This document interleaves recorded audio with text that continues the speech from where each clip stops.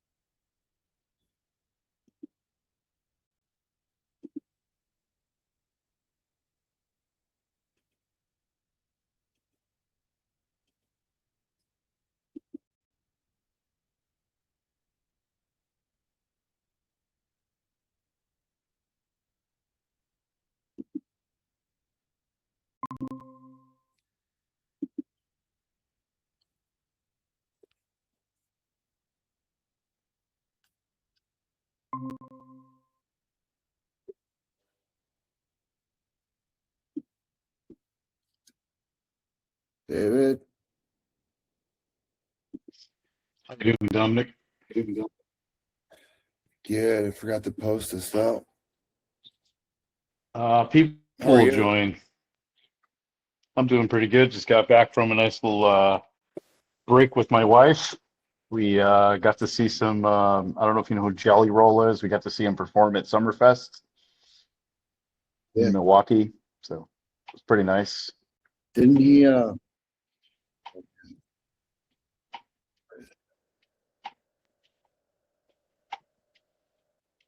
My reception's pretty crappy where I'm at.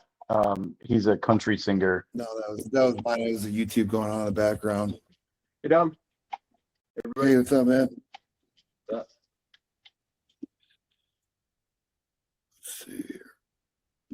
Making anything cool with Fable 5 this week? Yeah, I'm just maxed out on all of my accounts right now, but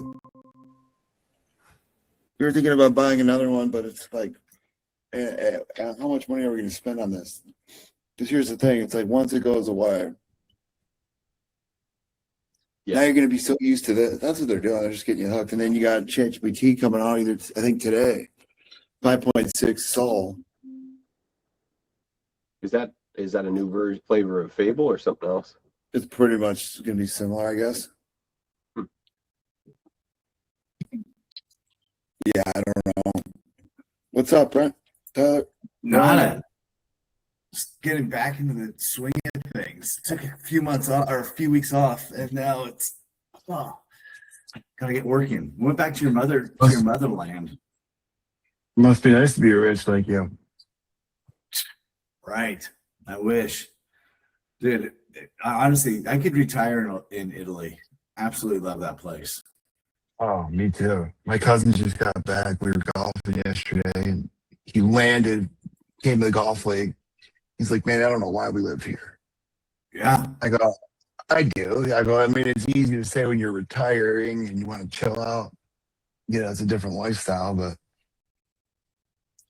yeah. Where's your family from? Abruzzo and then Terrazzini. So What place are Sicily, they? northern San Marino.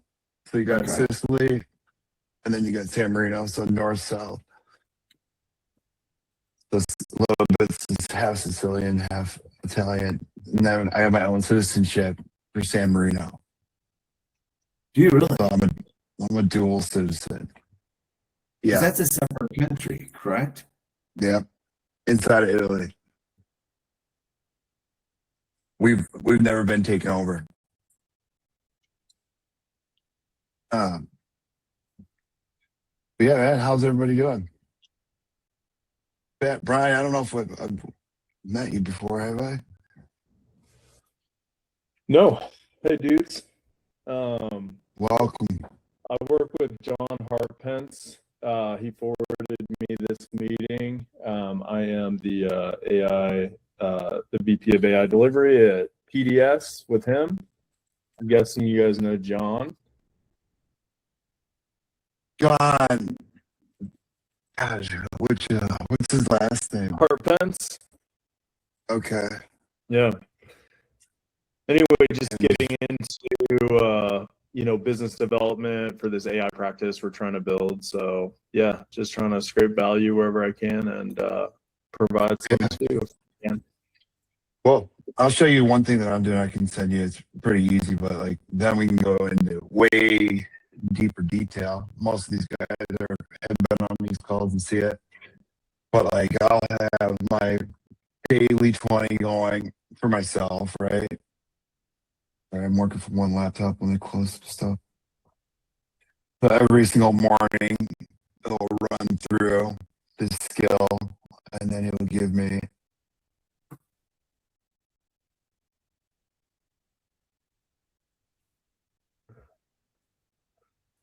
a list like this. So company, segment, what's the signal, contact person, that fits my ICP, email, direct dial. If it's 100% verified, we will always be able to get it, but this is first pass. LinkedIn, then the angle in. At the same time, it will go to my Gmail here.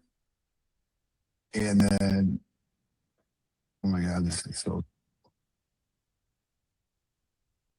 Is that hooked up to your CRM or is it scraping the web? Yeah, see a HubSpot, ATS, tracking system. Nice. That'll put all these drafts in the inbox for me, and then I can review them, send them out automatically. On top of that, it'll go into LinkedIn automation and set up my campaign inside of Hey Reach or Tripify. So those are all running every single day. I'm hitting 100 new clients every week based on that pulled up that day. Yeah. What's the LinkedIn automation? I haven't looked into that. Is it, do you actually send messages through that? So I'll have it, like as you see this list here, right? Hot, warm, watch. I will, if I have time that morning, I'll go through manually and just reach out to these personally and put a dialed in message on it. If not, I will go into a second.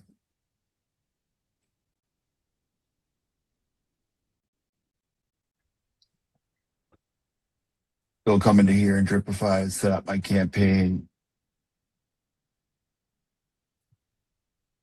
And then I'll run a campaign like this on LinkedIn. 259 leads, 107 accepted, 92 responded. Running off this sequence here. So this is going on LinkedIn for you, like while you're going about your day. If you're a sales guy, then that's your job all day.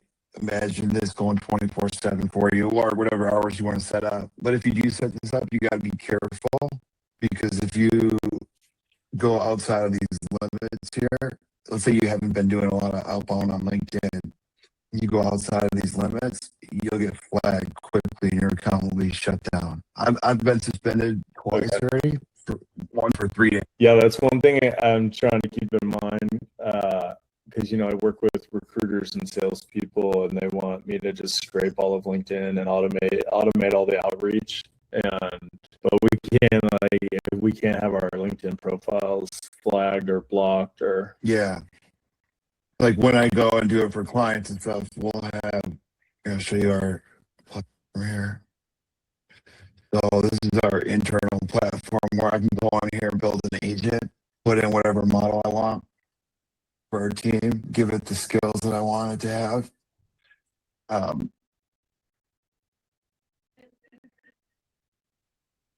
He's finishing this up for us on the back end right now. That's pretty nice, Tom. Sweet, because it's like sometimes I'll be on a call with the client, right? And then they'll be like, hey, could we add this or do this? I go, absolutely, let's do it right now while we're on the call. We'll add custom Yeah, build something. Yeah. Yeah. What do some of these agents do? Just Scrapes total addressable market. Like all we do is focus on supply chain logistics companies on the recruiting side, and then lots of our partners here. We do this for supply chain logistics, supply chain tech companies. Like let's say they were in drayage, right, or LTL, less than truckload. We would have every single company already scraped in the database that they could possibly sell to, and then who would they be reaching out to at that company? Well, that's specific to what product, service, or solution that they're selling. But then we'll have something like this.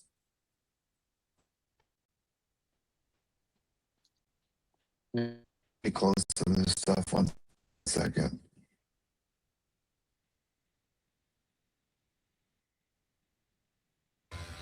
The Tab Master. yeah, it looks like mine. Crazy. Looks like mine. I think I have 3 windows like that open right now. You know the worst one, and I'll forget about it. And I'll be like a week later, like, what was I on that site for? Do the same thing. All right, so we'll have a coaching report for ourselves, so that will come in. How we can get better on every call. Let's see here. This is cool because some of these you'll see that some of these companies are so clueless and so far behind. But we'll go in here and say, all right, we created an email agent for them on the back end. This is what you probably want to set up, Orango.ai.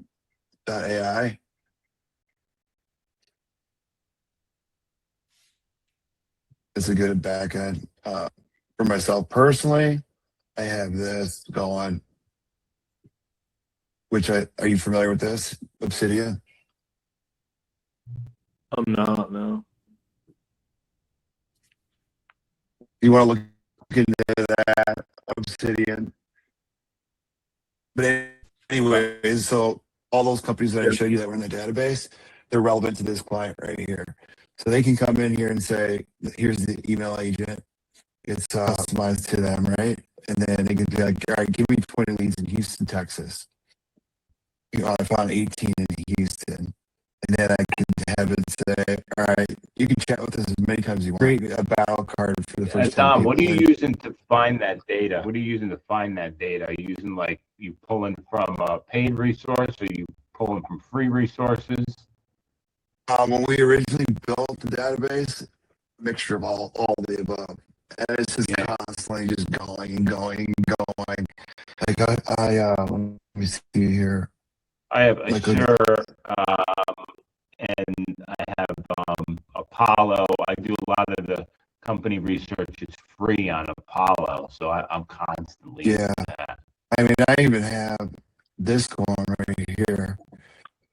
Probably 5,000. And on this one, I have play tight end. Yeah, Dom, I just got my agent deployed on the back end of Source Owls, and I just finished. Well, it's still running actually. I said, how many recruiters? We have 6,500 recruiters. How many of those recruiters work at agencies? Double check their LinkedIn and grab their email and check how many jobs they have open, all that kind of stuff, and it's bringing me back a whole list. And then I'm going to deploy it out automatically to SendPilot and Smart Leads, and it's going to go out and do a whole email campaign for me. So that's what I'm working on now. And all that backside is just one click, it goes out. So, Brian, that's a good point, Dean, what you brought up. Like, Brian, most of us, if you're running mass campaigns and you don't want to burn your domain, Smart Lead or Instantly. Yeah, we You have like go buy other domains. 50, we have like 50 domains set up that are already warmed. So, and it all comes back into my mission control from LinkedIn campaigns. I have three profiles running. Not as aggressive as you. Maybe I need to up my campaign level, but emails, messages going out, invites going out, second, third, fourth messages going out all the time. And I'm getting, I had to pause it, to be honest with you, because we have way too many roles open right now, and what I'm focusing on right now is the delivery side of getting the candidates, because roles are easy for us to get. Right. That's easy. Now delivering on each one of those roles, like that's the tough part, especially on these sales leaders that we're working with. Right? Like, these are guys that are already making $500K. So no matter, this is why we don't think AI will be able to replace us. It's like these guys that are making $500K, they're not looking, and they're not going to take a call from an AI chatbot. Not yet, at least, right? Maybe in the next 5-10 years it gets better and better. Who knows? But right now, I think we're good.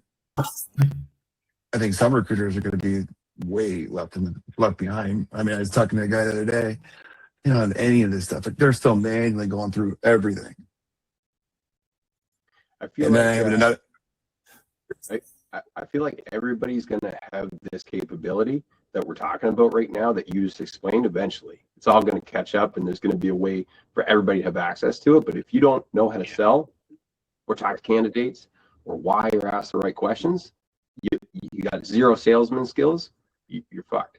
I think that's the thing that's going to differentiate people. And like I talked to Tyler last week, and he knows that stuff cold, right? And like Tyler's great. I'm trying to learn some of those, just the nuance of this job.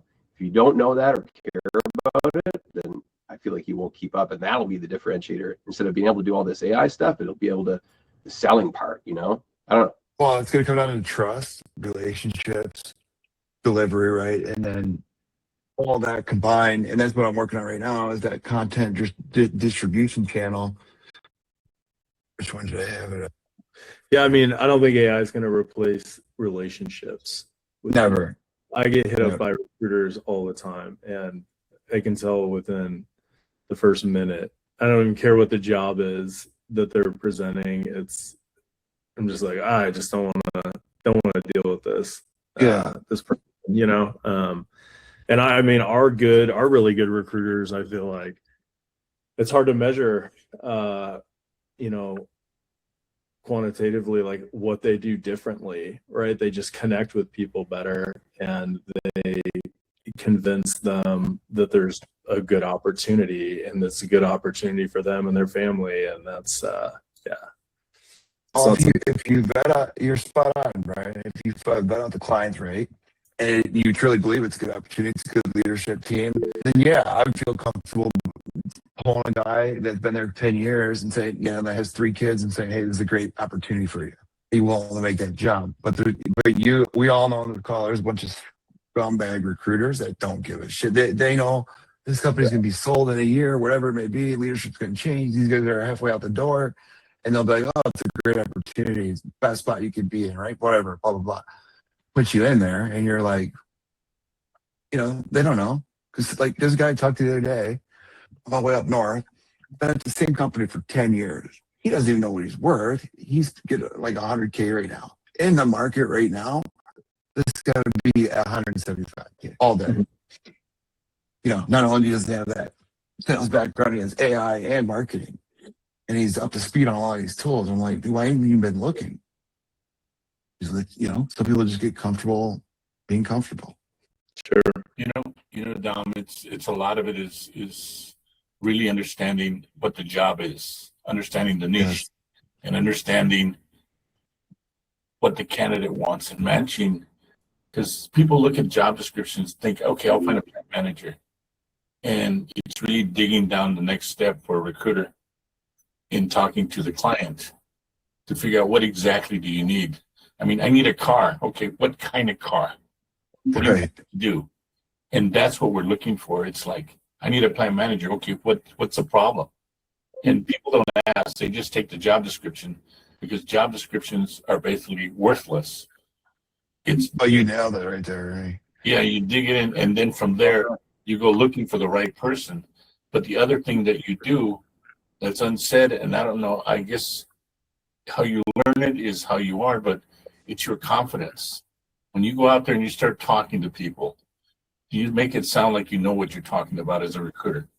Because if you don't sound that way, if you don't feel confident, if you can't tell a client no, then don't do this. If you can't tell a candidate you don't qualify for this job, love your background, love you, everything else, but this is not the job for you because you're going to get blown up because logistically you can't move.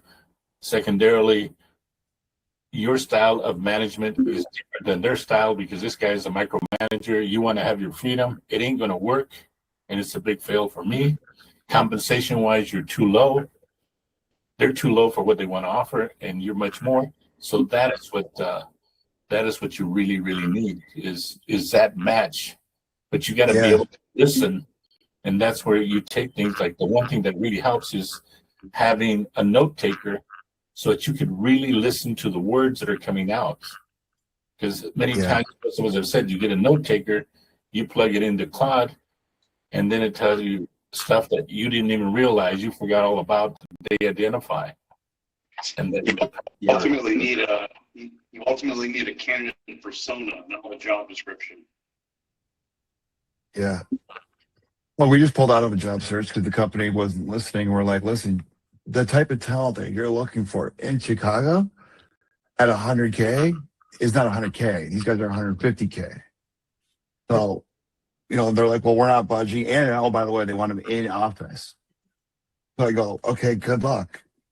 In sales too, right? And on top of that too, it's also who's the decision maker? And is there a hidden person behind that has veto power over everything that they didn't tell you about? But it seems like here's what I did, Arian, like I would love your feedback on that.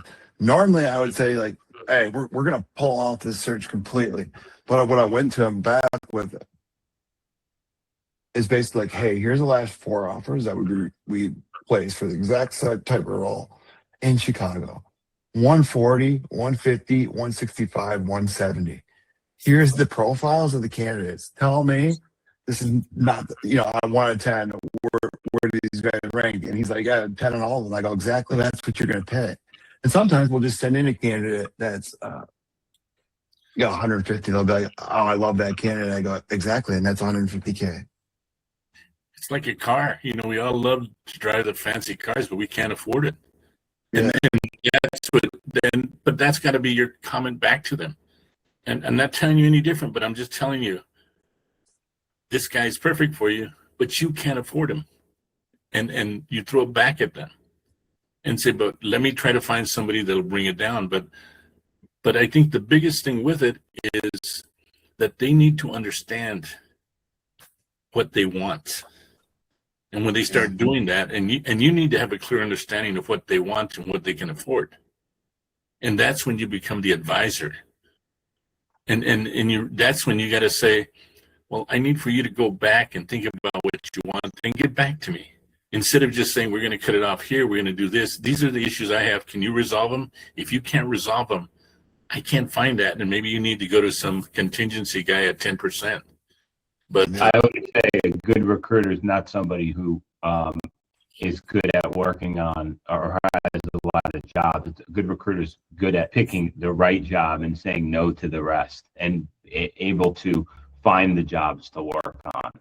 Because you can have 100 jobs, doesn't matter. You got to work on the right jobs with the right intent. with your right passion. Your right passion, what you know and what you want to do. Yeah, exactly. Because a lot of times a job will come up that you have no idea on what the background is, but it's 300,000. Doesn't matter. You're not the right person. You don't have the right data intellect to work on that job. You know, what do I know about attorney? You know, law attorneys in pharmaceuticals? Absolutely nothing. Absolutely not. For the people that watched on YouTube after, what Dean just said there probably would have saved me 10 years in recruiting, right? It really would have. Because I just thought, hey, I just need to get more job orders, more at bats, and play the numbers Yep. game. But if you just focus on the right one, The right ones. And that's the hard part about it. You know, it's like especially when you're low on money. yeah, It's hard to say no. Sure. And Then then somebody wants to do a search, and you're like, if you don't have the expertise, pass And- on it. then that whole stupid saying that we have, when in doubt, submit. No shit, it's not going to work that way, you know, because it's not what they want, and they end up saying on the other side, why the hell did you send me this guy? Yeah, garbage in, garbage out. I Robert also, have to. Oh, man. you know, a client's, the sincerity of hiring. Sometimes clients, you get jobs and there's no pressure to hire. Where's that pressure coming from? What's the pain associated with that hire? All that kind of stuff really you need to evaluate and understand prior to taking on a search. Because if you don't, you're just guessing. And not only evaluate, but make a decision. I evaluate that this is going to be a rough one because they're not certain as to what they want. No, my decision is yes, I'm going to take it, or no, I'm not going to take it.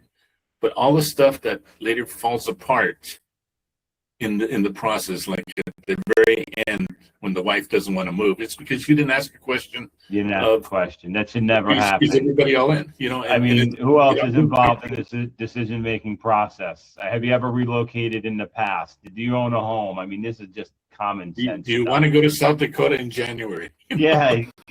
Have you ever froze your tush off in the wintertime? Do you know what it's like to have 5 feet of snow in the ground? Welcome to Michigan. You got to qualify. It's all about qualification. Yeah. Same thing in business sales. Same thing with hiring somebody. It's all the same. But at the same time, it's qualifying the job and qualifying the candidate and asking questions that are a lot of times when you just start thinking, I wonder if, and a lot of times that's why the note taker is so great. And if you set it up with Claude, it can come back to you and say, hey, you better ask them about whether or not they're moving, because from what I read with this transcript, it don't look like you sold on that yet. And you really, really have to, because if you're not recording your calls with Read AI or something like that, and putting that transcript into Claude or into ChatGPT and then asking it questions, you're fooling yourself, because that's 101 these days. It's awesome too. Yeah. I think we need to go a step further. I think you need to have the draft of what you need to qualify already in the chat, and then have them tell you what you missed before the call ends. Right. Yeah. You can even have it where it coaches you right after the transcript comes out with whatever sales methodology you're running and where you could have been better on that call. And then maybe it's like, hey, the talk time versus listening was 60-40. Maybe you should shut up a little bit more, ask deeper questions, let them talk, you know? I'll tell you what I do. I use Claude, and then I use it to transcribe all my in real time conversations, not just web, but in real time. And then it transcribes it automatically, import it to Drive, throw it in any AI that you want, local or not. And what do then you get that use, feedback. Tommy? What's that? What do you use for that? The Claude Pin. Oh, okay.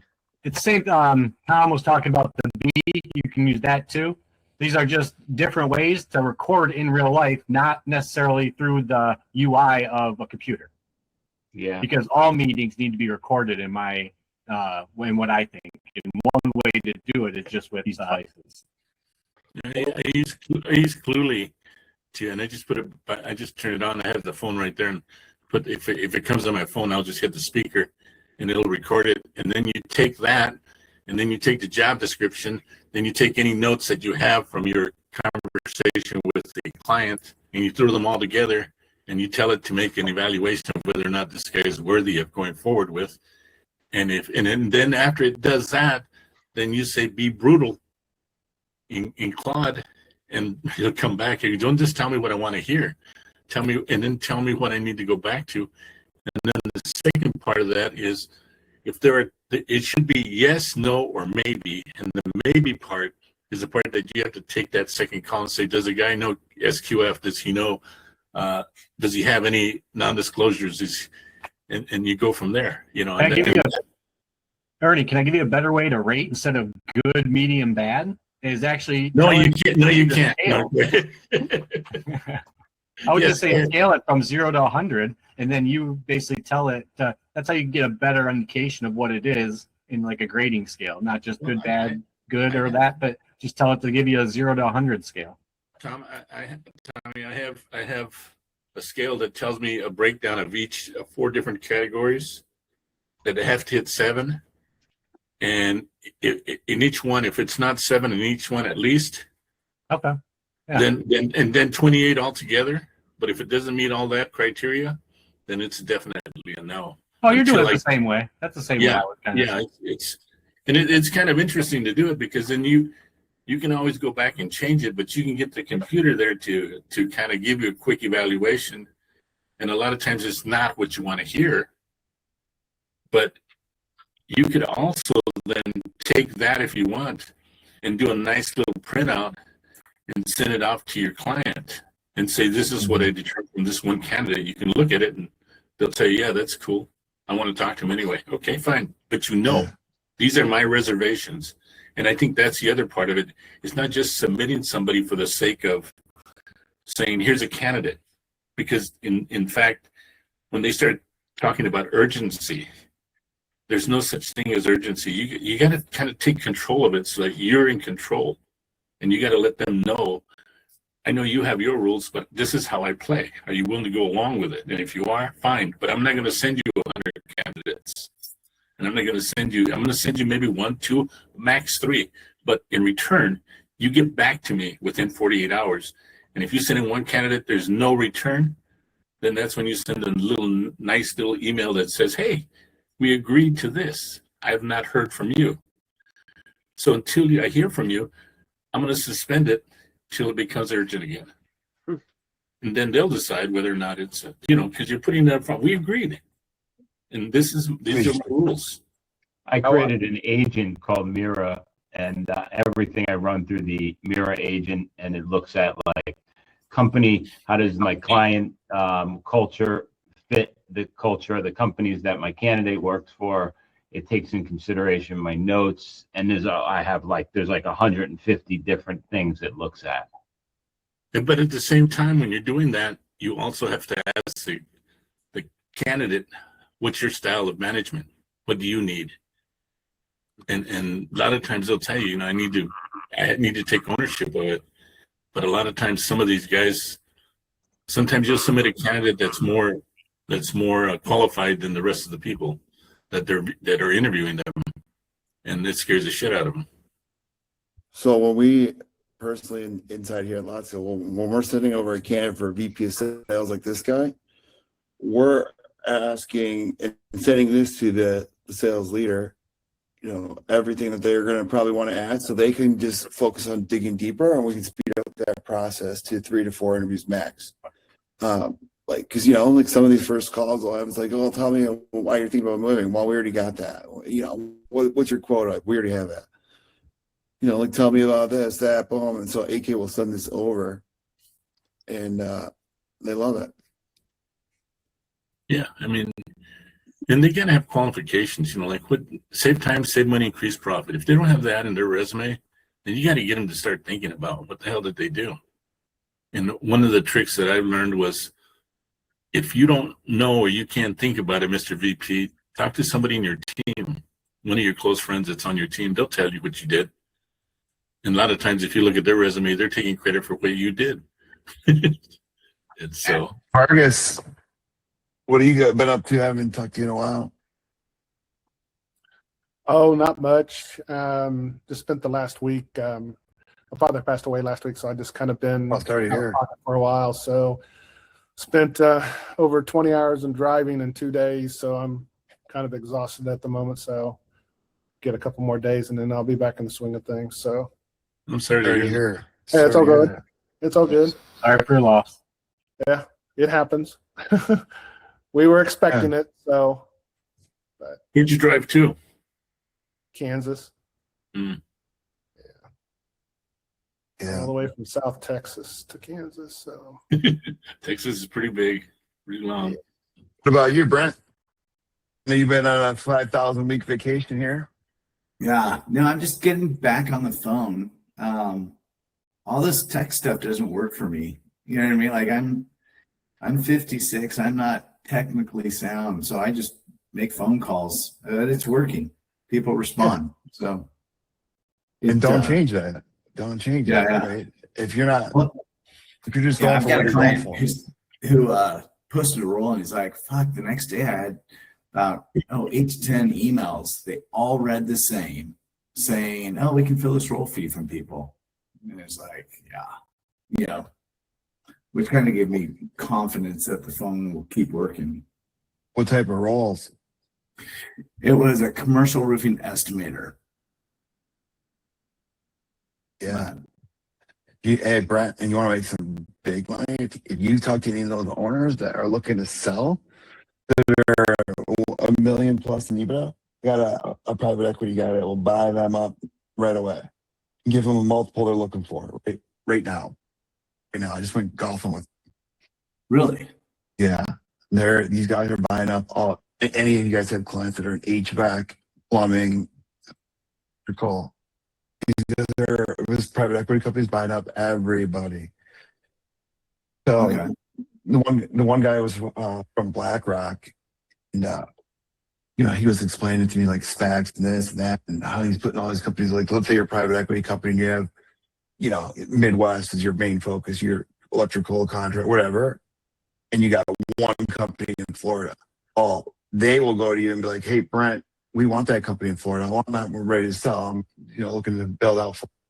That's like their sales objection right there for them. And they'll be like, hey, how about if we gave you, the multiple you're looking 1.5 right now? They're giving it to them. They're building up their portfolio. Okay. These guys from BlackRock, man, we got to do the I wish I would have known about what they do when I was younger. We even get in there, right? Like, you got to know somebody. It's no different than what we do. It's just a different game they're playing. Yeah. Different I'll game. chat with you later about that because I'm definitely calling owners. I'm speaking with owners. I may as well have that conversation too. Introduce you to them. They will give you, and you bring these deals to BlackRock, give you a nice commission, put it that way. For the guy I was golfing with, it was one of the guys that brought the deal. And let's put it this way, he's 36 years old and he just retired.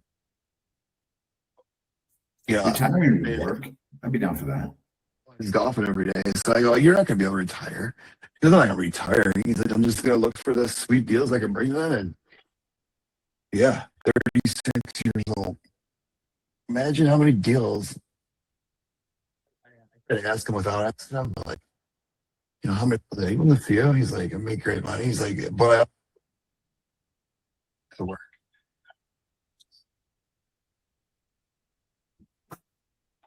Dominic, For any of you to think about. you're cutting out on me. I don't know if anyone else is. Hi. Now? Yeah, you're a little distant now, but Basically what I was saying is, if you can hear me, if you No. have any, no? yeah, now we can hear you. Like, Better. It sounded like it went from your earphones to your camera mic. Yeah, maybe. how about now? Better. Now you're good. So basically, if you have any HVAC, electrical, plumbing, any type of companies that you work with that are $1 million plus in EBITDA, they'll take them. Wait a minute. What was that about? Any clients that you have that are maybe looking to sell or looking to retire here soon, Oh. these guys will buy them right now. They have to have a minimum of 1 million EBITDA. So anybody that you guys have and I'll introduce you to the guy. You guys will get a commission on that deal. Are they For private bringing equity? in the deal. Yeah, BlackRock. Okay. Hmm. I know a lawyer that's doing that stuff. Oh, another thing that speaking of lawyers, this attorney that I in the network with reached out to me. If you know any companies that got screwed on the tariffs that Trump had to refund everybody, these guys will give you, like, it's the agreement. I could introduce you if you guys have any companies that are looking for their tariff refunds. These guys will do all the work, contingent, everything. And then I should have them come on this call and introduce to all you guys, because this is a big law firm. But if you want to make some big money, every single person you sign up for this health, whatever plan, I forgot what it's called, but you get like 25 to 50 bucks a month per employee. And then if you get to like 1,000 employees, you get tiered to the next level. And it's 2-3 years in, it drops 50%, but you get that for the lifetime that they're signed up. It's a health plan. Yeah. Let me find the email. I'll sign You know what? myself. You know what I should do? like I should hell bring him on this call, but where they're really getting the money, because I don't know if you guys remember the ERC credits, 2020, 21 from COVID. These guys are going in and get you the tariff refunds now. So even if it was passed through to you and you're, I forgot what you call it. I'll bring him on this call one of these weeks. But you only have 10 months to do it. Otherwise, you could do it outside that time frame, but otherwise you're going to spend a lot more money. Is this a MLM? Tyler, what about you? What is it? No. MLM? No. You can make it that way if you wanted to, though.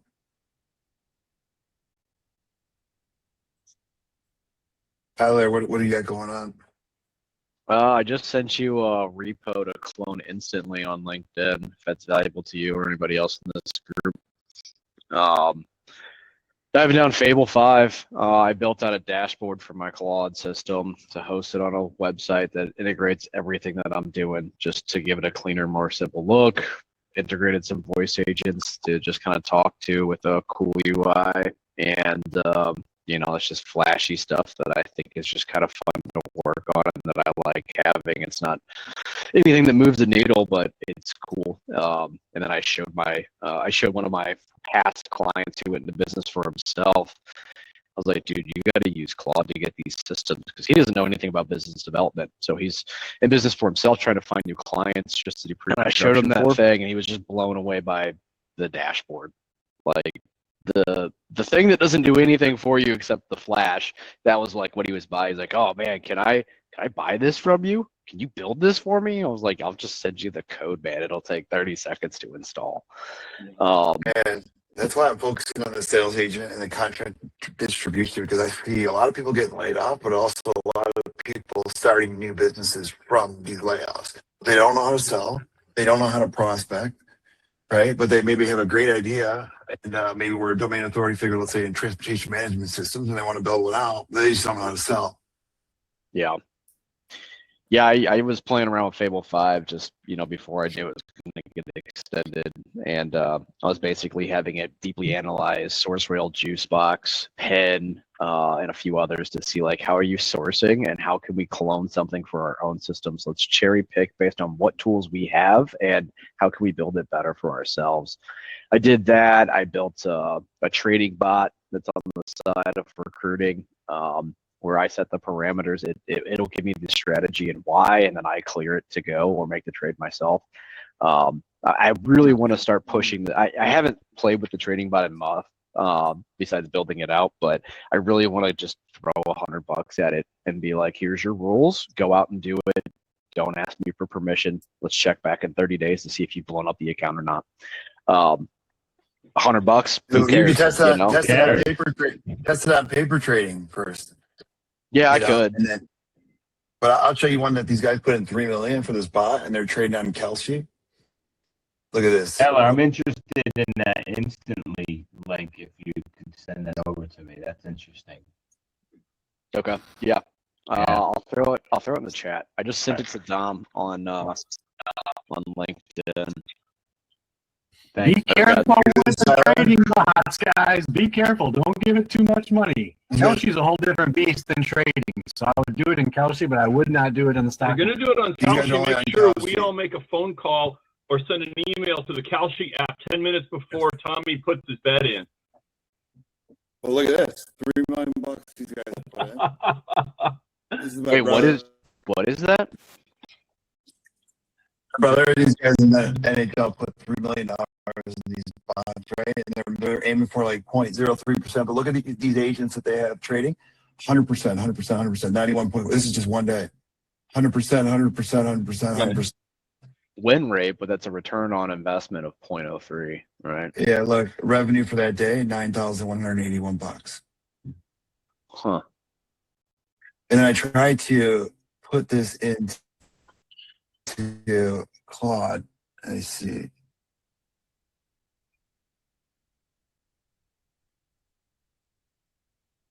I was basically just using Fable to plan it all out. And I'd used loops to where it just kept testing and war game to see what can go wrong with this build and just keep working it using the war game strategy and then loop and then getting it to make that plan. I haven't executed it. I haven't tested it out yet, but Same. Yep. This is what I did here, Tyler. As I took that settlement report and trying to figure out how they did it. Because my brother is just in on it, but they won't give him the code. But it's actually freaking brilliant. They're like doing spread capture and yeah, I'm pretty sure Wall Street and, all of these companies, they've had things more powerful than Fable 5 for probably 2 or 3 years now, and we're just now getting like a sample size of it. I think it's been around for a while. I mean, besides AI, like Wall Street's had advanced algorithm trading for a long time, right? That we can start playing There's around. a couple of companies that have like ridiculous returns that aren't even public that use AI for trades that you don't even know about because they just make like 60 to 80% every year. Tyler, have you tried anything on the Poly Market site? No, I've watched it. It's not really how I do my trading. It's fun, but I haven't seen much about it. I haven't really watched anything on the bot stuff up until like the AI. I've seen people do different stuff. I just haven't done it. I just kind of a hobby and something I wanted to play with and just kind of see, like, let's see if this thing can start making a little bit of money. I'm not looking for it to, be printing money overnight, but I want to see if I can lock in some consistent returns, right? I mean, you aim for, 1% a day. even $200 a day. Yeah. 1% a day is still 365% a year, right? But one thing I just did was I bought him stock, the boner pills or whatever, at like $14, like, I don't know, maybe 2 months ago. I'm up like 140%, trading at like $38, $39 or something like that right now. And that had nothing to do with it. So I just take all of my past trades, I've been logging them and then explaining all of them and trying to give that to the bot to give it context. I'm trying to figure out how I can like implement everything, like I wanted to know all of my strategies of how I do things. I just don't know how a clean way to pull that off. Did you try to wargame it at all? I noticed you mentioned that, and I was trying to do the same thing with Fable 5 this week, and I still haven't sort of tested the output yet, but I've got some pretty detailed documents that maybe I can load into a lower tier LLM. Did you get anywhere with the wargaming method of taking Fable? Yeah, building out that bot. And then my computer kept crashing and I was using it to try and figure out why it was crashing, and it nailed down that my docking system is failing. So since I docked my laptop, I was like, dude, I never would have known that without it. But yeah, I've tried it. I haven't tested it out, so I don't know how it's gonna be. Are you using a bot, Dom? Me? Yeah. Oh, sorry. Yeah. No, my brother is. I'm trying to build the same one, but I told him if you can get me the algorithm. The problem is like the guys that are behind it and with these NHL players, they're like professional bettors. They get banned on every site they go on. So they won't give away some of their data, which I understand. I go, but hey, if you just give me an idea, we could probably figure it out. But I pretty much think I know how it works because I know stock market, I know code, I know like what they do in CalSheet. Basically, I basically explain it if you want. well, no, I would rather have you give it on the phone with my brother than we can build it out from there. These guys got $3 million to play around with. We need a Tuesday call, man. Trading Tuesdays. Here's a great guy for you guys to watch if you want to do anything on marketing and with AI. So paper.design and your Claude code will create YouTube thumbnails for you automatically. Like it will pull. Let me see if I have mine up. Show you guys. Pretty cool. You basically take an image, a thumbnail, will scrape it for you. Then you have your image, and it will put that in there, and you'll have like 7 variations of however you want it. Right from Claude Code. But that's the guy that I watched to figure it out. Cool. That's sweet. The instantly repo clones in the chat if anybody wants it. So thank you. Appreciate that. Have you I have tried the that Trigify. I have the Trigify one.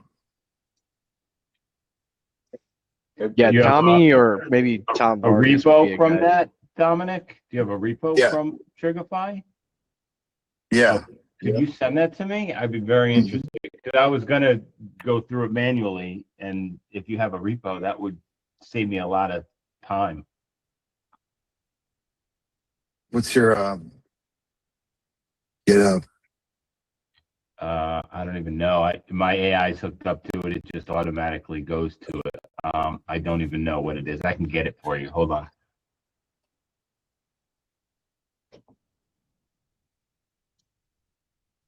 Tom, just make your whole GitHub public. Yeah. Not this one. Yeah. Not this one.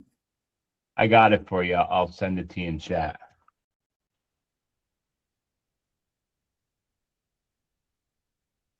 Or actually, this Yeah, is- Tyler, that Harrison thing looks pretty interesting, actually. I already do that, actually, with my agents that I have, but I do it locally.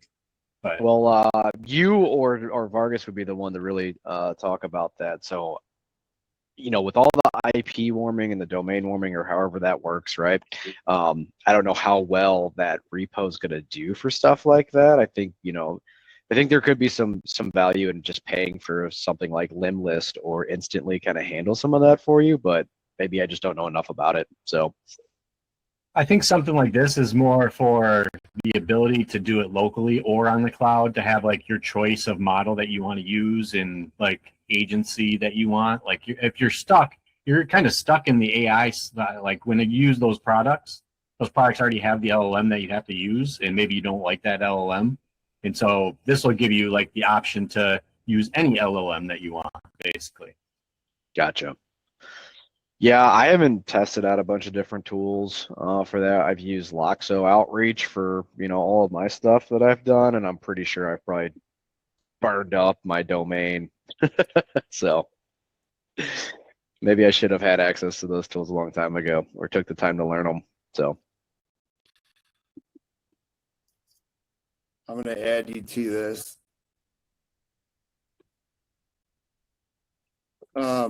hey, congratulations on getting on the spot with the summit, the recruiter summit, Don. That's awesome, dude. With Ben? Yeah. Yeah, thanks. Yeah, he wanted me to do it on Monday. I'm like, yeah, it depends on what time. But I think I'll be good.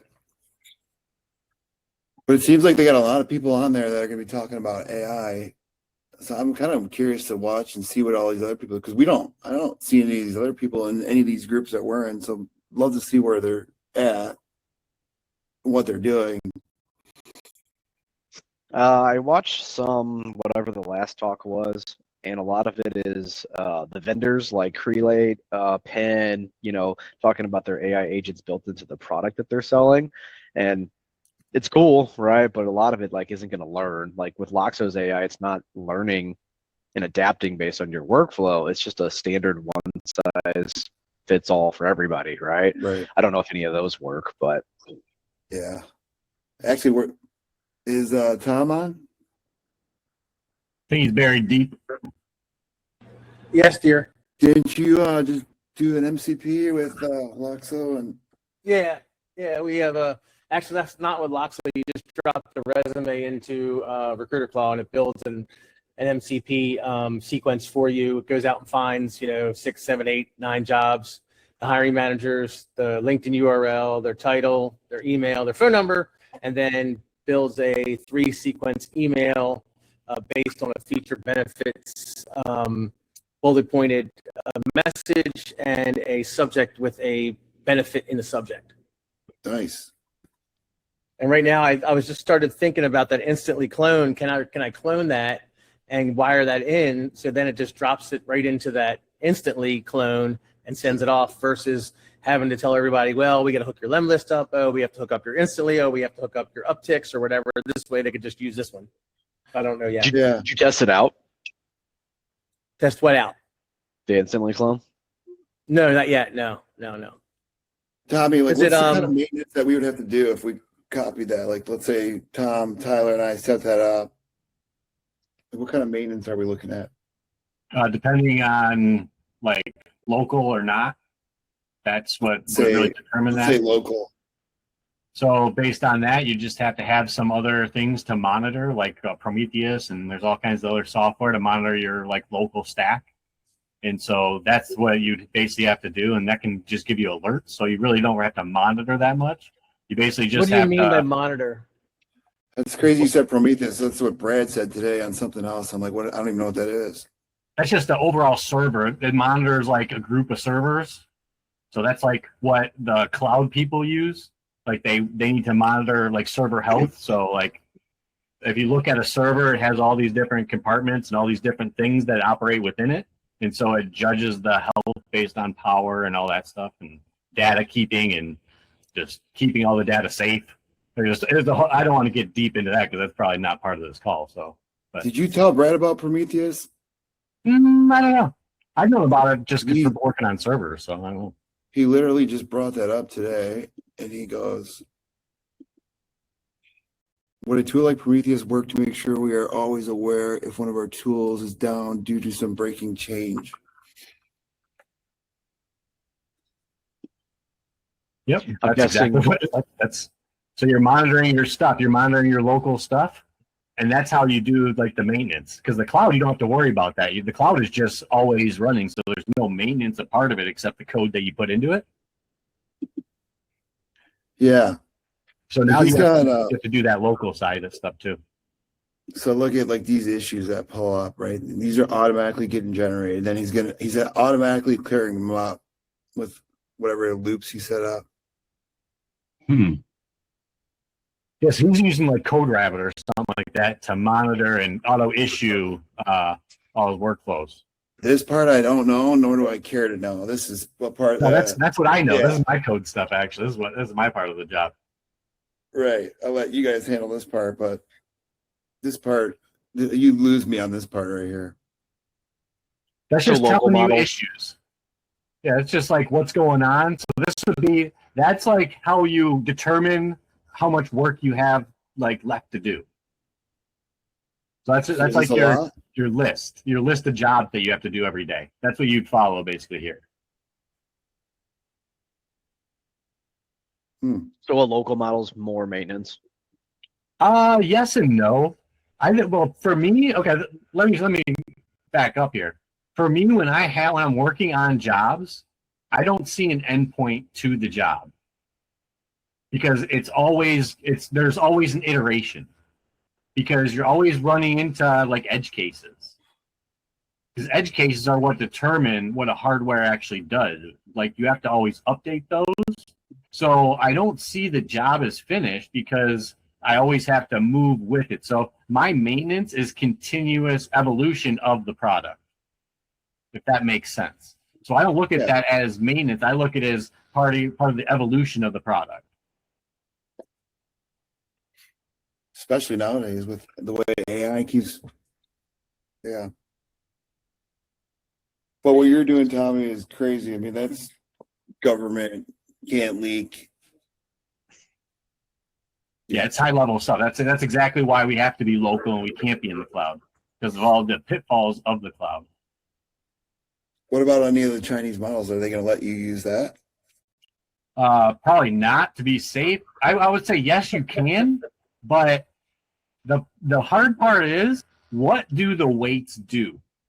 Meaning, they just found this deep area inside of Claude that they can change parameters in it, and sometimes it'll change the output and sometimes it won't. And they didn't know what this area did before, but they think it's kind of like something in your brain that determines, like, it thinks through outside. It's like your subconscious. Yeah, I saw that. That's crazy. That scared me. Well, that's my point. Is there's so much outside that we don't know, that we just think that we know exactly what is going on, but then this thing comes up that we have no idea what it does or why it does it. It's just sitting there, and we didn't know. So how can we assume that we know everything if we find these things every once in a while? Yeah. I know I don't know shit. Right. But working with the government and using like China, Alibaba's software, I just had like a flashback of that movie War Dogs, where they're like selling all that Russian ammo. Great movie. Yeah. Who do you deal with, Tommy? Who do you deal with? What kind of work? Oh, so it's a predictive maintenance package for manufacturers. Oh, okay. And so that's why it's DoD specific, because we work below the PLC, not on top of the PLC. Okay. Yeah, and he came to my office with this box, like, from a movie, like a briefcase box. And I'm like, what the hell is that? It's pretty cool, though. Is he grabbing it? Yeah, that box. That kind of comes in now. A Pelican case? Yeah. Computers. Yep. It contains all the hardware. Does it tick when you walk into a client's office and say, we can do this now, or you can wait and see what happens with the ticking? Only if they piss me off recently. Tommy, you should get with Brad. He's got a buddy out in Austria that's setting up a lot of local models around the world for companies. Yeah. Yeah, that's what it really is. Like local, I think, is the future, personally. Speaking of local, so part of the reason why I built this dashboard was to use Open Router and then have the ability to connect to different local models and my Claude and kind of cherry pick all in just one center location, like what I want to use, whether I want to use Nano Banana or whatever, right? And putting them all out there. How would I need? Is there a way I can get like the was it GB10 and attach that to where the local model solely stays on that, but I can access it through that dashboard on my main computer? That's what I do. Oh, okay. It's all this. So basically, what you're doing is you're just communicating with a different computer from your computer. There's a technology called SSH. I just SSH into the terminal, and I talk to it via the command line. And that way I can launch Docker files, I can launch Kubernetes, I can launch whatever service I have. NVIDIA has a cool system called NVIDIA Sync that I use to run all this information on. And so, like, it runs in a Docker, you just create a bash script and then just run your Docker files in there. You can create APIs within it. So it's pretty extensible, but to answer your question, absolutely you could do that and use Open Router on your computer to route to your server that you have on, like, say, the GB10, and then also route to whatever endpoints are, like you said, Nano Banana if you want to create some stuff, Omni or Claude AI, whoever you want. Okay, cool. Has anybody been doing email campaigns on a Blast, Tom? I have, but they're not working very well at all. No, same here, Dean. No. And they're getting delivered. I did that test. I think, Tyler, you said it, over the 4th of July. I blasted out a whole bunch of them. I got a whole bunch of, not in office. I love that idea. So they're going out, but I'm not getting responses back. And I've changed it, and I'm just not getting good response. Hey, dude, LinkedIn is by far the best channel. I got to put these guys. Yeah, Dean, I'm like, mine are super targeted too. And you're still not getting anything. I mean, I'm doing a whole bunch of NPC campaigns, to companies that are spot on. I'm making sure that the people I'm submitting over are spot on. I have all the value proposition of the candidate all lined up, and I'm still not getting anything from it. So besides replies, what's your open rate look like? My open rate's very strong, actually. I'm shocked. I'm not getting. I'm like at 30%. Let me go into my. Yeah, but do you understand that open rate can mean that the company opens it before it goes to the employee's could. email? You're right. It could I mean, that's a big thing now, man. Yeah. That's a really big thing. That's why I don't care about those pixels anymore. Because you have the only pixel that actually works, I think, is the one where they look at it like 7 times, and it shows you like they looked at it 7 times. But the actual open rate thing, I think that's really not as good as it used to be because the companies are opening them before they make it to the email.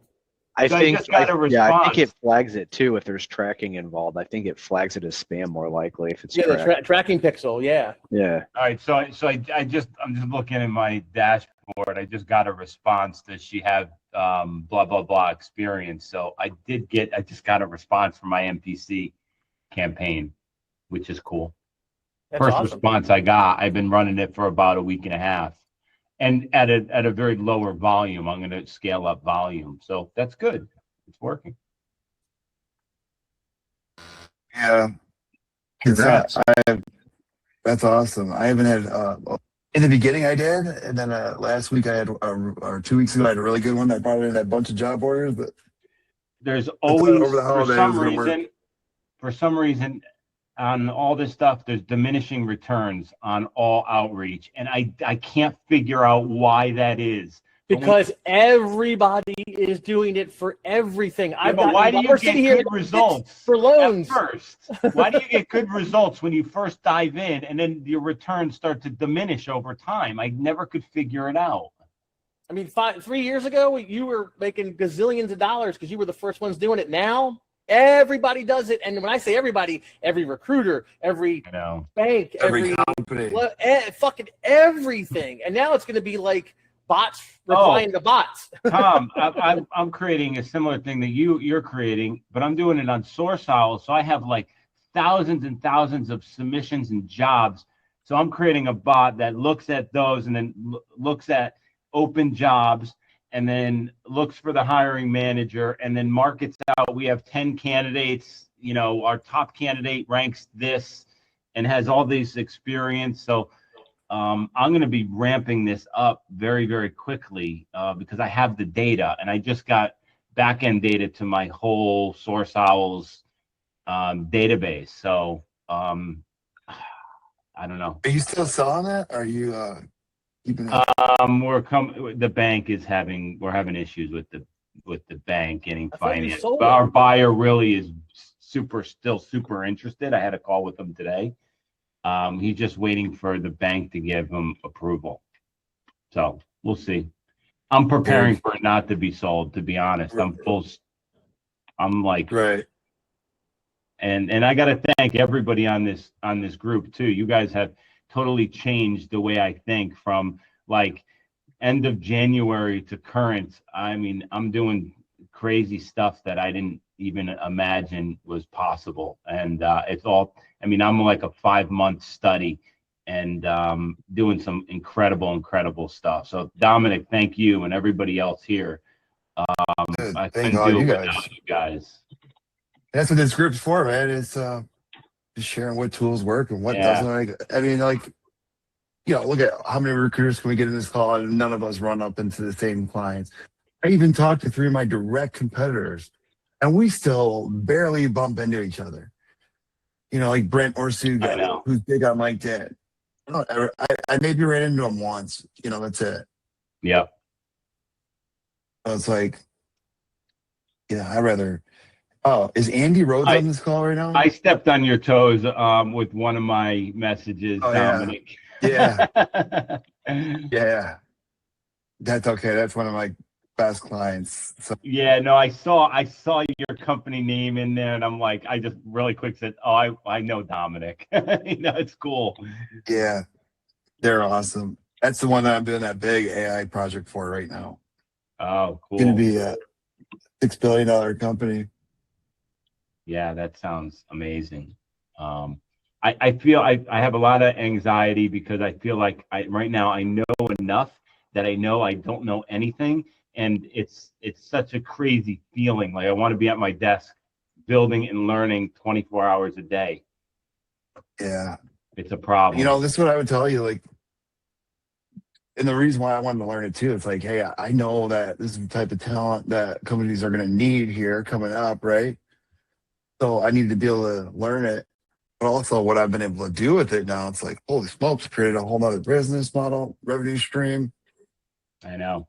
It's freaking. But it's like, man, there's some, I guarantee you, if all of us in this group sat down together, put some money together, we'd create something amazing.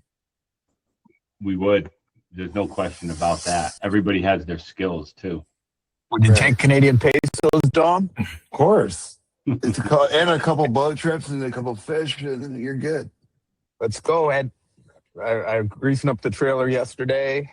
I'm hooking up the big rig. The big rig's rolling out on Saturday.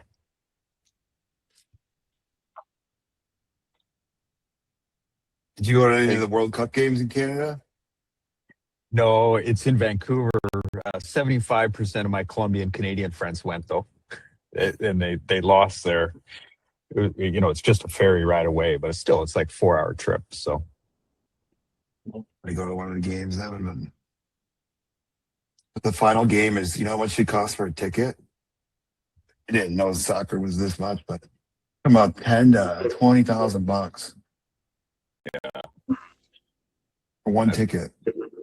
Well, and if England's in, that one will be a high priced, and everybody loves Argentina, right? So, and France, like there's enough billionaires, you know, like it'll get all the teams remaining are going to be a high ticket no matter what. They're all big European teams. Yeah, in South America and Argentina, right? The most South America, right? Yeah. Yeah. That was a crazy game though. Messi was coming back. Love that stuff. I'd love to see Ireland and Messi. You got size versus wisdom and skill. He is a beast. Did you see his shot that he had on practice going against his own goalie? Like imagine that coming at you. Well, I got new playing soccer Tuesday night by a guy. Probably weighs the same amount, but he's a lot shorter. And you see Arlen go up for that header, and he's 6'7". And I'm sure the guy who's going up against was 6'1" or 6'2" or 6'3", right? And wait, he's 6'7"? I thought he was 6'4" or 5". Don't quote me on that. Don't ask AI, but he's big. He's big because like almost all those soccer players are over 6 feet, right? And he's still like towers over them. They were saying like basically how fast he is compared to NFL guys is insane for how tall he is. Forgot what they said is 4.4 or whatever they call it, 4-yard dash. They might have been using meters though, eh, Dom? Yeah. Oh yeah, Tobias, he's from Denmark now. Should get Tobias in here, see what he's up to. Let me text.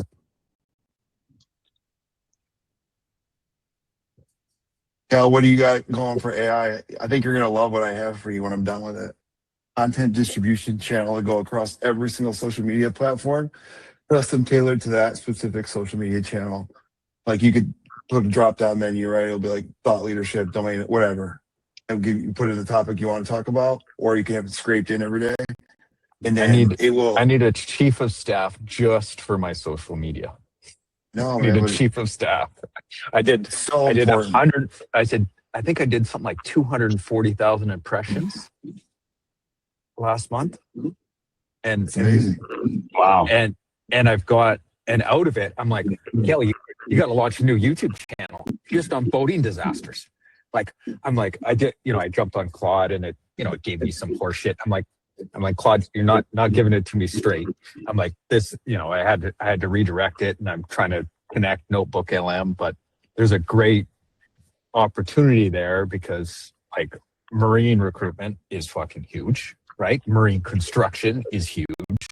like marine Great defense idea.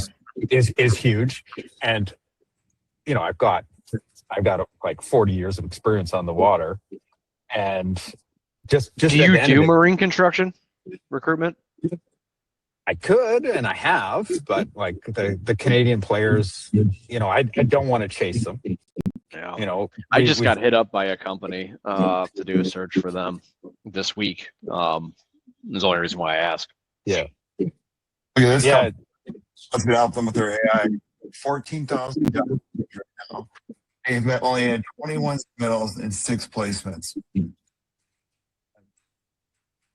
I'm sorry. They have 14,000 job openings.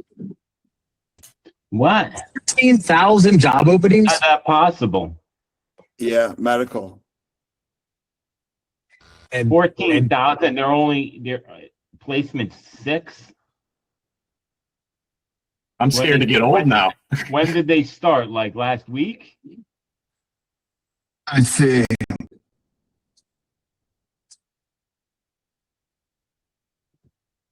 Dom, you're showing us your LinkedIn, eh? You got it. Yeah. Sorry, 9,624. Oh, yeah, 14,000 job openings.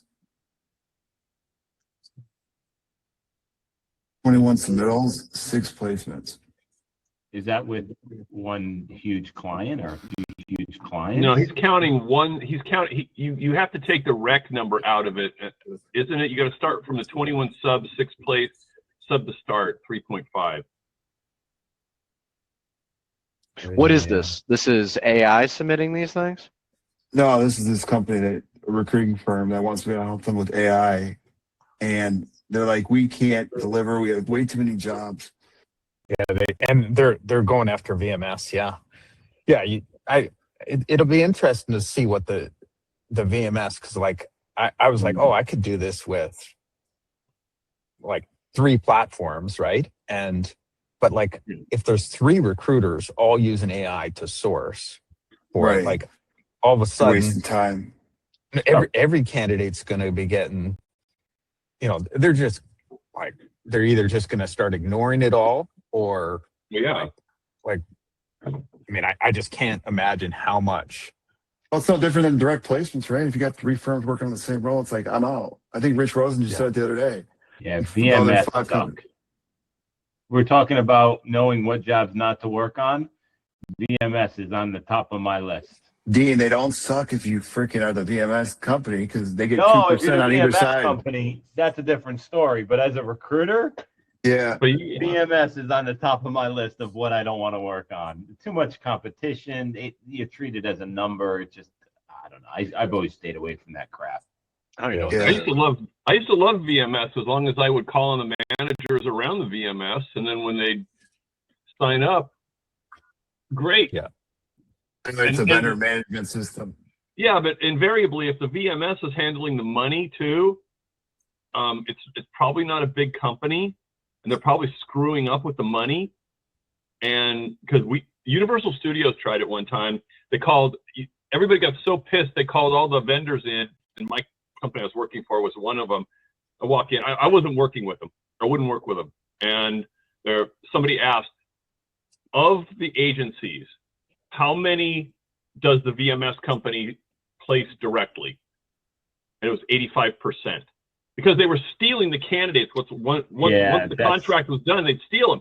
So probably 80% of the agency people in that meeting got up, walked out, called the Universal guy again and said, all these people are canceling their agreements and turning Universal Studios into a source of candidates. Fuck you. Yeah, you're submitting them in, and then they're just submitting your candidate out to someone else. That's BS. Yeah. Anyway, I gotta go, guys. Have a good one. I'll see you tomorrow. Yeah.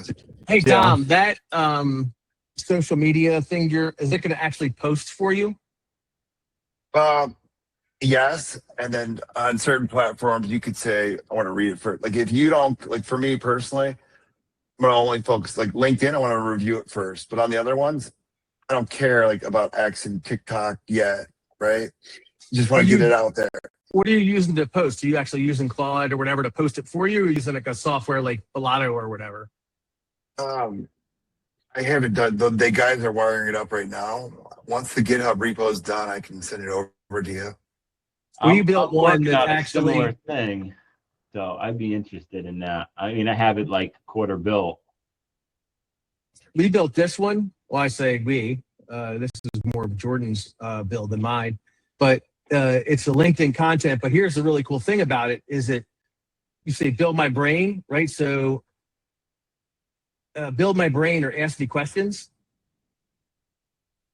And it starts asking you questions about you as a recruiter, and it saves it all to the content module, right? And then like say I answer 5 of these questions, right? And then I say done. And now it'll write posts based on all this stuff, right? I have 6 entries right now. I need to ask more, but it'll write a post. It'll give you ideas or build a brain. So I told it about the tattoo parlor one. And then it wrote a test message about the tattoo parlor where I left the message for the shredder guy, right? So what this does is it learns from you, your desk, what you do, how you do it, everything, because it keeps asking you questions. The more questions you answer, the better it gets at writing content. Yeah, we have something similar, but ours is going to be a little bit different. If you're doing it out of Slack. Yeah, this is part of Recruiter Claw, right? So we're pushing it to our clients probably in the next couple of days, where this will be another channel if they want to do LinkedIn content, because it drops what it does when you ask it to write. It gives you, am I still sharing my screen? Yeah, I am. It gives you 9 ideas. So 6 professional and 8 personal, and then it writes them in like provocateur or feature guide, or there's a couple different structures of how it writes the storyteller and whatnot, right? So every Monday you get this. Every Monday you get 9 ideas, and you can use them or not, right? So you pick one or pick 3, like 2, 5, and 9, and then it writes them whatever one you like. You say, I like this one. Let's fix it. Let's make it more punchier. Let's change the title or whatever. Tell Jordan to check out this guy I just put in YouTube. Watched a couple videos yesterday, and it's great. His name's Callaway. Is that the one you showed earlier? I think I grabbed it. Maybe, I don't know. Okay, this one here. Callaway, yeah, he's great. And it's just he's talking about like, all these guys do. They copy off like Hermosi, and you just gotta see what's everyone liking and clicking on if you're scrolling social media. Then how do you become like the gold standard in your industry, your niche? Like, I don't think Ben Mina has any competition right now, right? For like a recruiting podcast. But okay, so the problem with that is, and there's like 3 that I've listened to. The problem with that is, like, he's starting to run out of content. Like, this is a really hard business to, like, the Roundtable, dude. I fucking rack my brain every week trying to come up with new content that people are going to want to know or talk about, right? Here, this is kind of cool. We just talk about whatever's going on, right? And we try to do it around business development or whatever, or now it's AI. But like every Friday, I try to come up with new content. Like, there's only so much you can do in recruiting. It's not. Well, he's not getting views, so he's not making much off the monetization of the podcast and the YouTube that I know of based on the views that are public. And I think that's why he's holding these summits, right? Yeah. He said he finally broke even.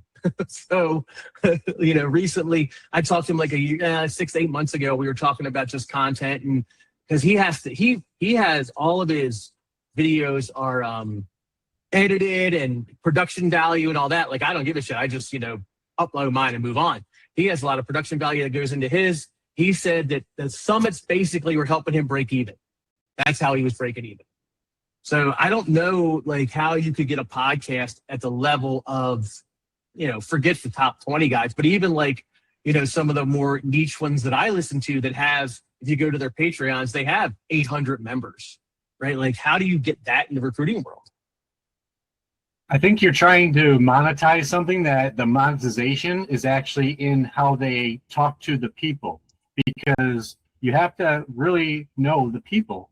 Like, product, people, and company have to be trusted.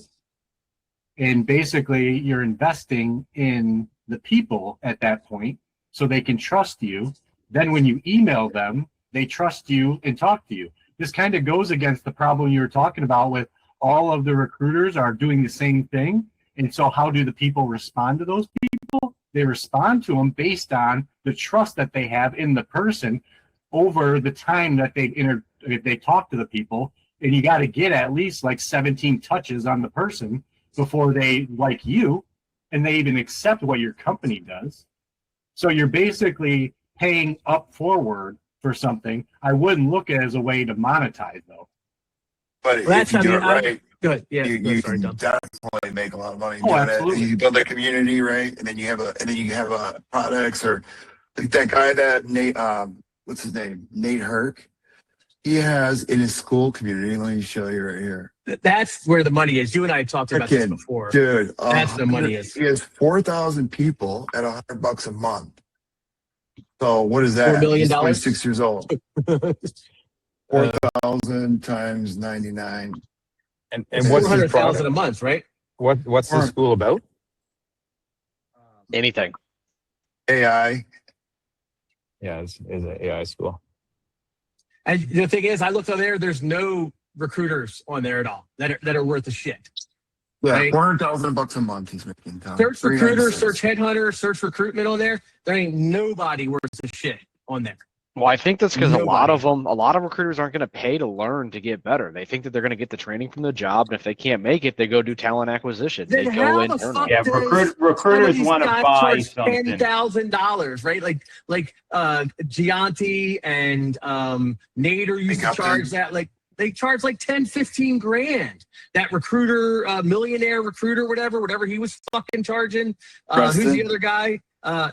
Preston. What about he charged? He's the guy. What about that Scott Love guy? Scott Love is more like he's involved with buying recruiting firms now, and he's with the franchise offices of Kate Bassman, like all that stuff. Like his is not real on the training side. Like you have some scammers out there like Chitterode and Preston, and then you got some good recruiters, that charge like Finkel, DSP, Tamkin. Lefkowitz, right? Those are decent, trainers that charge, but they all charge big money. I mean, it's like $3 grand or $5 grand to join Rosen's, Rich Rosen and Trish Tampkins, once a week thing. So I don't know. I mean, like there's money there. I just don't ever want to be looked at as someone like Preston or Chitterode, right? I'd be fine to be looked at it as Finkel or Lefkowitz. But not at those guys. That's what always I worry about. Like if I was to do a school, I would probably put so much more into it because I would want people to feel like they were getting something out of it. Yeah. Well, you're probably have to interview them too and be like, all right, what are you really trying to do? Are you willing to go deep into this? Are you willing to be a Tyler, right? Like grind and do whatever it takes. Otherwise, everyone's going to be like, oh, it sucks. They're going to tell 10 people it sucks. Right? 6 people it suck. Are you stupid enough to get punched in the face 99 times to get the one win? Because that's all that works for me. That's it, baby. That's it, baby. I've been doing it for 30 years. Somebody asked me what, I go, we fail 95% of the time, but the 5% that we are successful in, we make a lot of money. Yeah. I got rejected by women my whole life, man. I'm used to rejection. Yeah. We're probably just too stupid to even realize they don't even care. They don't even care about a no. I just hate this business comes in waves. Rejection comes in blocks sometimes. You get a 1, 2, 3 months where it's like, oh man, this just sucks. Everything is just falling apart. And then you get sometimes 6, 8, 9 months a year. It's like really good. So you just don't know. That's why systems are so important. Okay, funny Instagram post is like the life of a business owner. Honey, we're buying a new car. Honey, we're selling everything. Same week. It's insane. It's such an emotional roller coaster. It is what it is. It's like the people that show Lamborghinis on Instagram. It's like, come on, dude. There's no way. My son has 50,000 TikTok people. He's starting to monetize it. He's selling shirts and merch and everything else. And and he's figured out the algorithm. He gets millions of views on his videos. It's amazing. For what, cars? All cars, yeah. BMW. What's his thing? He has a M2 BMW with beadlock tires in the back and starlights, and his handle is like Murder S58. So he's creating a brand around it. But what, the Mustang? Yeah. He might lose some sponsors there. What's Murder. that? For No, murder the is people, the name. they're all No, kids. that They works. love it. They Yeah. love it. His car is all murdered out, so it's all black. Oh, okay, I get it. Yeah. Back in like 2010, 2011, I was into street bikes, like the stunters and stuff. I go around the city doing wheelies and stoppies and all that crazy shit.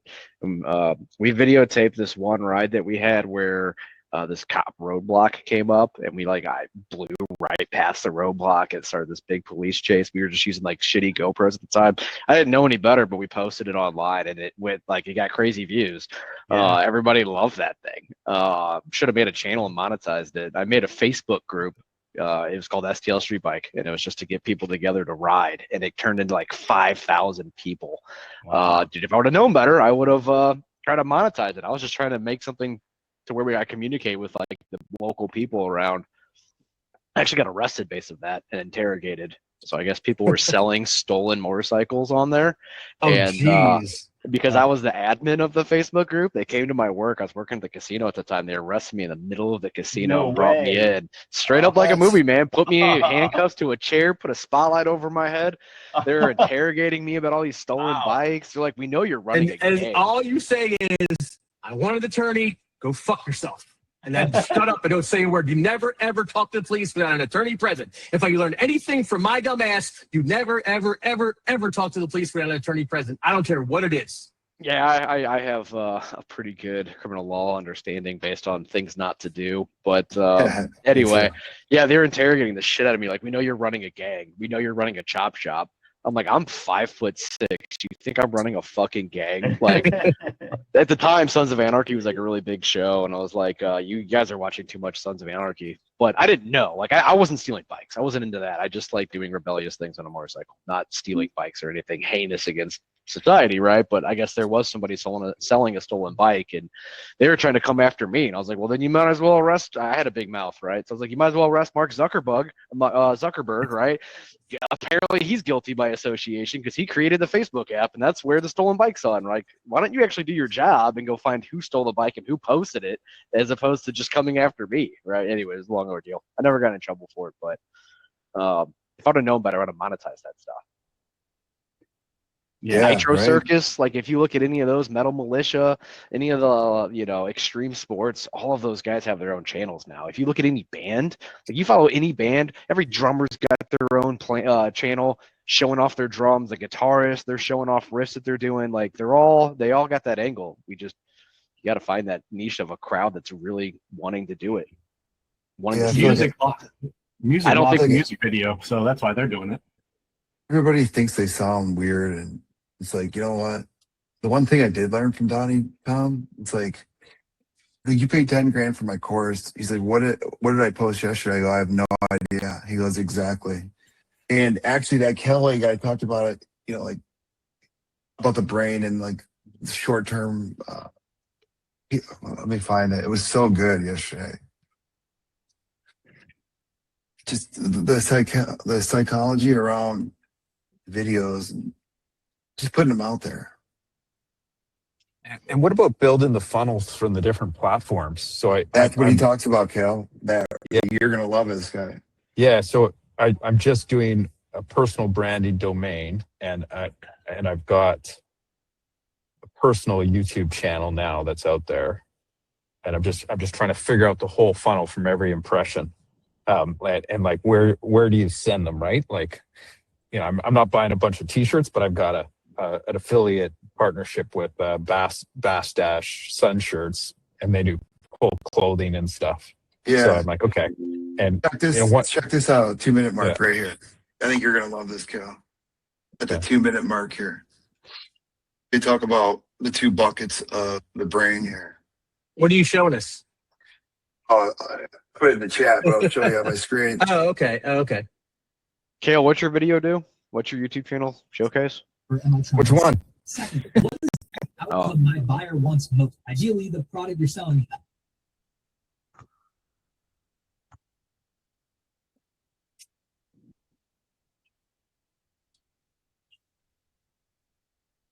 Is this How's the? it, Go ahead. how's it flash bang brain?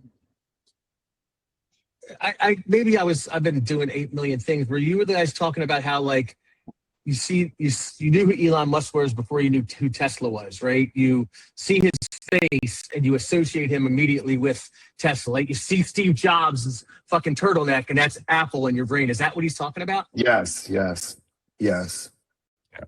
And I think it's in this day of AI and stuff, it's going to be the big differentiator. Like Huge. people like, I had a client reach out to me and they're like, oh, you do business with so-and-so. And I'm like, I might have in the last 20 years, but mostly it was just because we're connected in LinkedIn. I constantly post and we got 2 retained job searches from it. So I think Tyler was asking what my channels are. I've got one, it's called Fishing Means Business. And it's just all my fishing content, right? And it's monetized on YouTube and stuff. And I find that a lot of business owners, decision makers are either hunters or fishermen. And like very consistently, I'm like, oh, might as well entertain them, right? You know, and I got 35,000 views. But I can 37,000 right here. Yeah, I've got another one that's bigger. Probably really smart because my buddy did something similar. He's the luckiest dude I know and one of the dumbest guys I know. But anyway, so he got really big into gold mining, like in rivers, like panning for gold and stuff.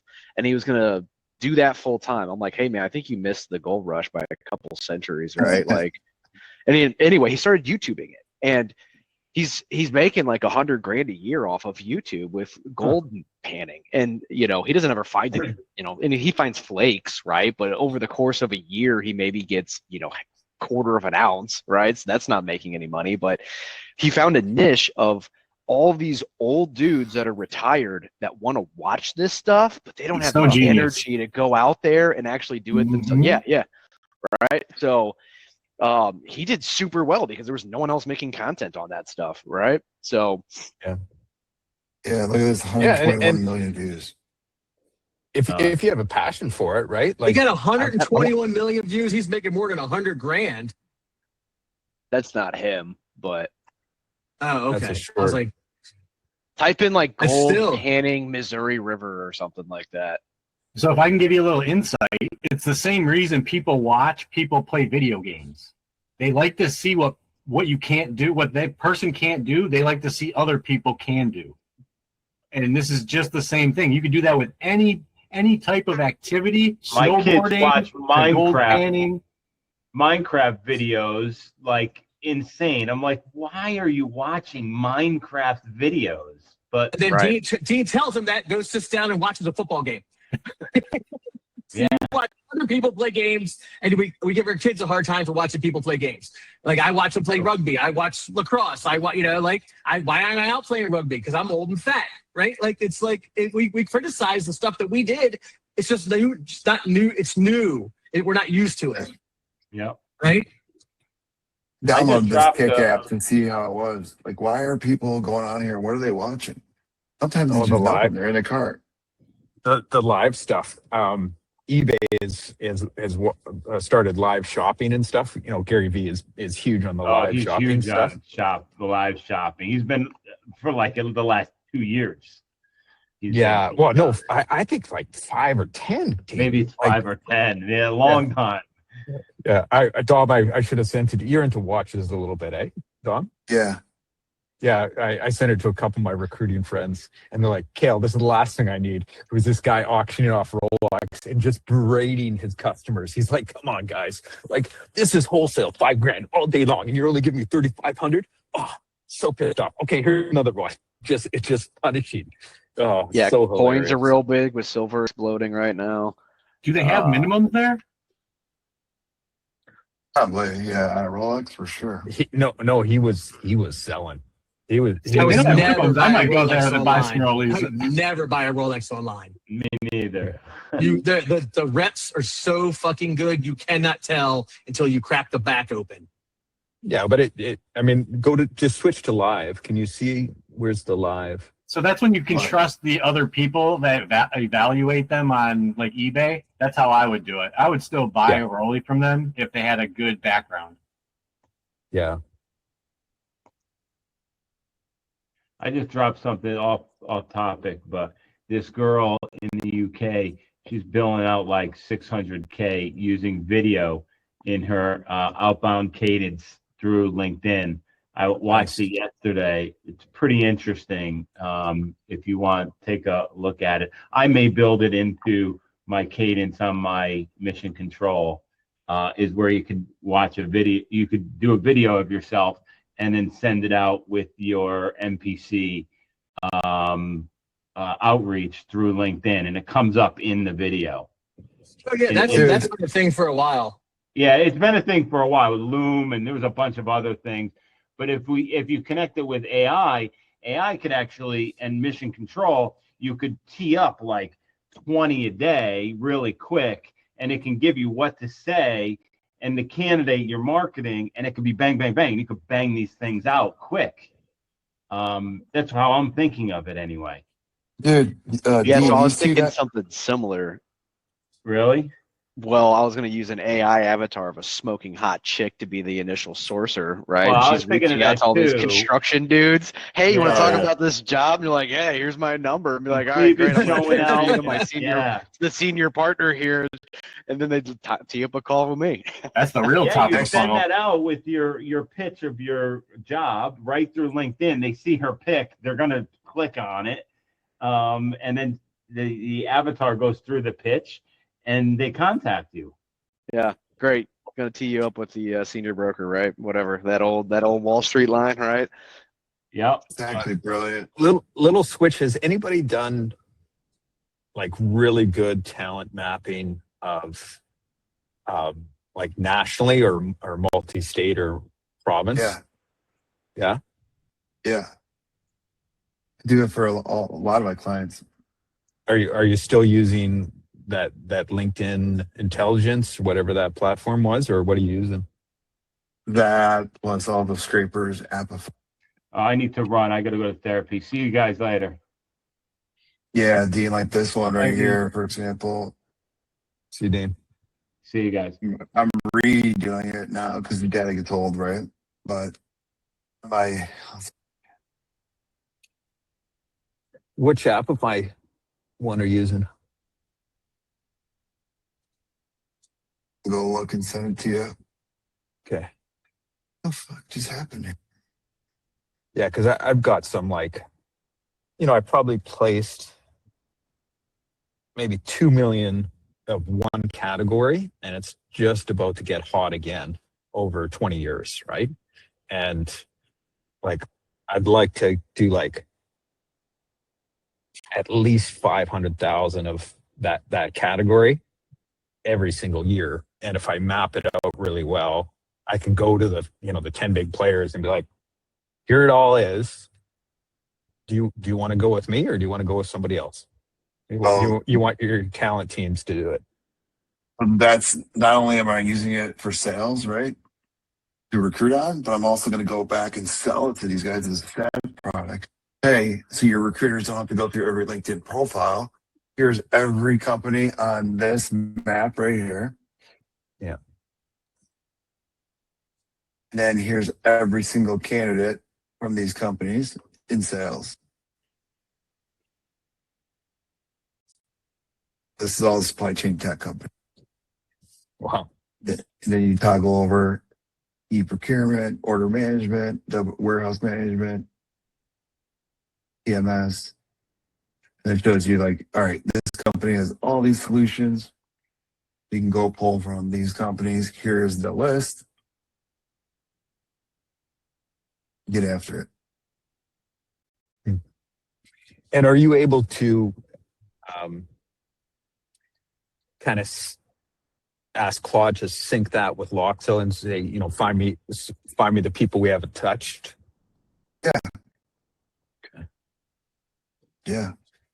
Yeah, because we just got 26 job orders for one profession, and you know, like I said to my team member, I'm like, you got to set them up, like, because like they already have a good national brand impression, right? And you know, they're good pays. They pay like 110 as a base, and the total comp's like 200. But like, we gotta uncover some gems that aren't on LinkedIn, and or if they are, they've moved off, and we can find them on Facebook, right? Like we can find them on TikTok following Tyler's old bike ring of stolen motorbikes or whatever, right?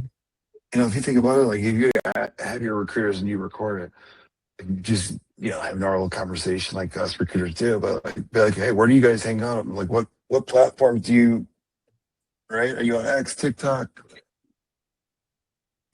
And then you can start targeting that way. The only problem is, it's like they'll have a different username, right?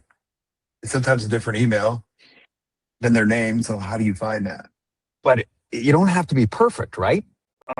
Like I'm part of some of these groups, and like one of the memes was one of the companies, a guy picked up a hooker, and they got a picture of it on the news, like it was like Canadian's equivalent of Fox News. And so there's this picture, and every time it gets posted, there's all this discussion, right? And within it, like there's 5 or 10 guys there, right? And if they have a different name, it doesn't matter, right? You don't have to find that perfect guy. DKL does alt tags.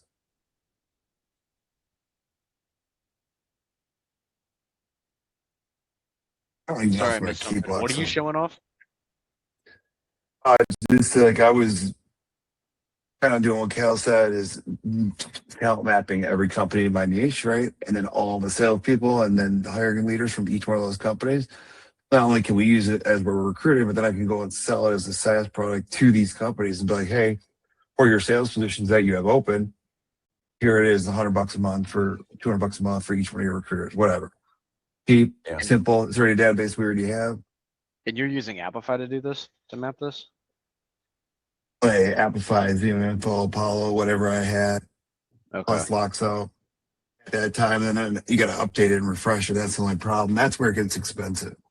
Yeah, so I'm trying to figure out a really good way of efficiently enriching my database based on projects in construction, right? And I'm using Firecrawl and a couple other things that I've built out to like go through and target, like, these are all the companies that are doing industrial construction. These are all the companies that are doing data center construction, so on and so forth, and getting that information in there, and then going through and looking for articles where any hospital project that was awarded and it mentions a team member, the VP, the project manager, whatever, right? Getting that in there and then going back into the CRM and tagging that person as healthcare.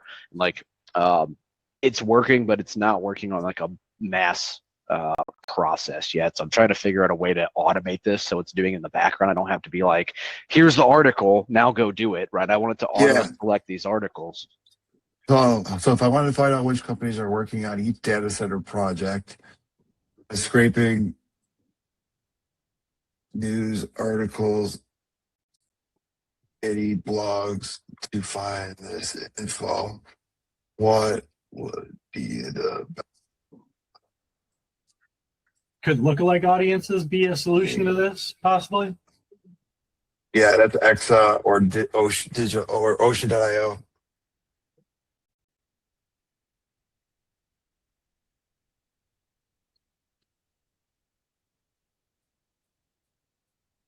I should probably run that through my construction companies.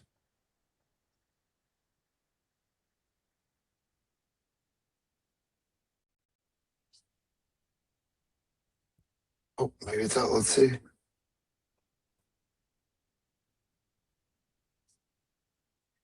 One, 5, 6. Dude, it's just gonna keep happening though. Like 5, 6 is gonna come out, and then Fable's gonna be like Fable 6. We're gonna be on Fable 10 soon. No. What about Mythios? Do you think they'll ever give it to us or no? They're just gonna change it to Mystery 10. Yeah. How much cheaper do you think Anthropic's sales and marketing spend is than than OpenAI's? They're being brilliant by saying, "Oh, Fable, you're only going to get it for a few days." Oh, Mythos, it could crack everything in the world. It was on all the news. It was brilliant, and it could just be BS. Mm-hmm. This is probably one of the best marketing campaigns I've ever seen. Yeah, and they're continuing to do these little tricks like this. Where did you see OpenAI's like sales and marketing spend? It was in the billions. It was in the Claude billions. probably Don. recommended their marketing campaign. Well, I don't know. Funny, Man. funny enough, you know how they I did think that. there's a real person. You know how they did that whole thing with saying like the government stopped it. Actually, OpenAI did that with GPT-2. They basically said the world was falling apart when GPT-2 was coming out. So they just Was that repeated before? Oh, so they tried to replicate it again. Yep, it's just a repeat of some other marketing scheme from before. So my guess is they don't have a marketing spend now, but they're going to do the same thing OpenAI did because now they need the marketing spend because they basically went through that whole like marketing area where you go free, and now they're not going to have any market share left to gain for free. So now they got to pay for it. Yeah, it's triggering on the rebellious side of people, right? Like, not to get political, but like anytime there's a Democratic Party in office, right, everyone thinks the guns are going to be taken, right? And then boom, all these guns have ridiculous sales. All the gun companies are swimming in the money, right? Because everyone's like, oh, I better hurry up and go get guns before they're taken away from me, right? It happens like clockwork. Yeah. Yep. I agree with And that. every time a Democrat gets elected, it's like, oh my God, go get guns, go get ammo, they're going to ban everything. Yeah. Never happens. You guys see this thing moving in the background, the color? Yeah. Yeah, just barely. Cool. What is it? Oh, that's NPC cool. hockey card. Yeah. Yeah, that's pretty dope. We didn't Looks do like that, but on the Recruiter Club website, the logo changes color when you're looking at it. It looks kind of neat. Forgot what I added. Like I'll randomly see the expo stuff like, all right, go add that skill. I mean, how do I see all the skills I have here? To see your skills, where are you at? Are you in terminal? Sure, it's the /skills.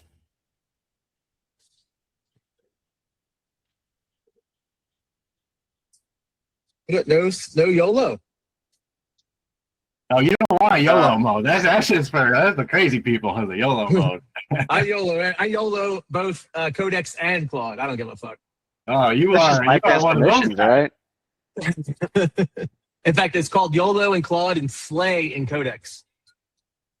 Slay. Mine's FG, LFG. Let's fucking go. Yeah, Oh, there you go. That's a good one. I do it on everything. Is there a problem with that, Tommy? I would say no, I like to know what the AI is doing, so I look at the output all the time. Like I don't like go through everything, but I just browse it to see like if it's doing exactly what I said or it's just saying something and then it doesn't do it. Because a lot of times in the code, it'll tell you it did something and it doesn't do it. That's why I don't trust the YOLO mode. Gotcha. I did it just out of convenience, man. Trying to build stuff too. out. It kept asking me all these questions. I'm like, I don't even know what it's asking me, so I'm just gonna hit approve, and I'm tired of hitting approve, so I just want it going in the background. Yeah, that's what I was doing in the beginning. No clue what I was hitting approve on. Just and then it came up. And I just approve, and I was like, fuck this, I'm going to YOLO. Yeah, trying to explain it to my wife, who obviously doesn't care or give a flying fuck about anything that I'm doing with this, right? But it's I try to break it down. It's like, do you recommend it? Okay. It'll tell me to do something. I'm like, can you do it for me? And it's like, yes, I'll do it for you. I'm like, thanks. Yeah.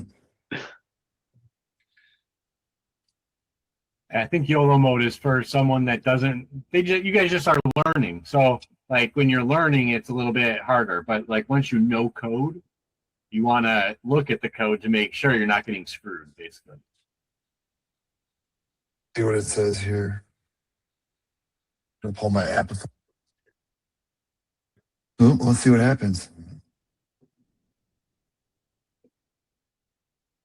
while that's loading up, so I'm having issues with my docking station, and Claude's kind of diagnosed it. What I didn't realize is that when I had my docking station a couple years ago, it was for different laptops, and now it's underpowered. So it's always charged. My current laptop's like 100-watt charging, but my docking station's like 70 watt or something. So it's underpowering my laptop, even though it still worked for, I don't know, a year, 2 years at this point.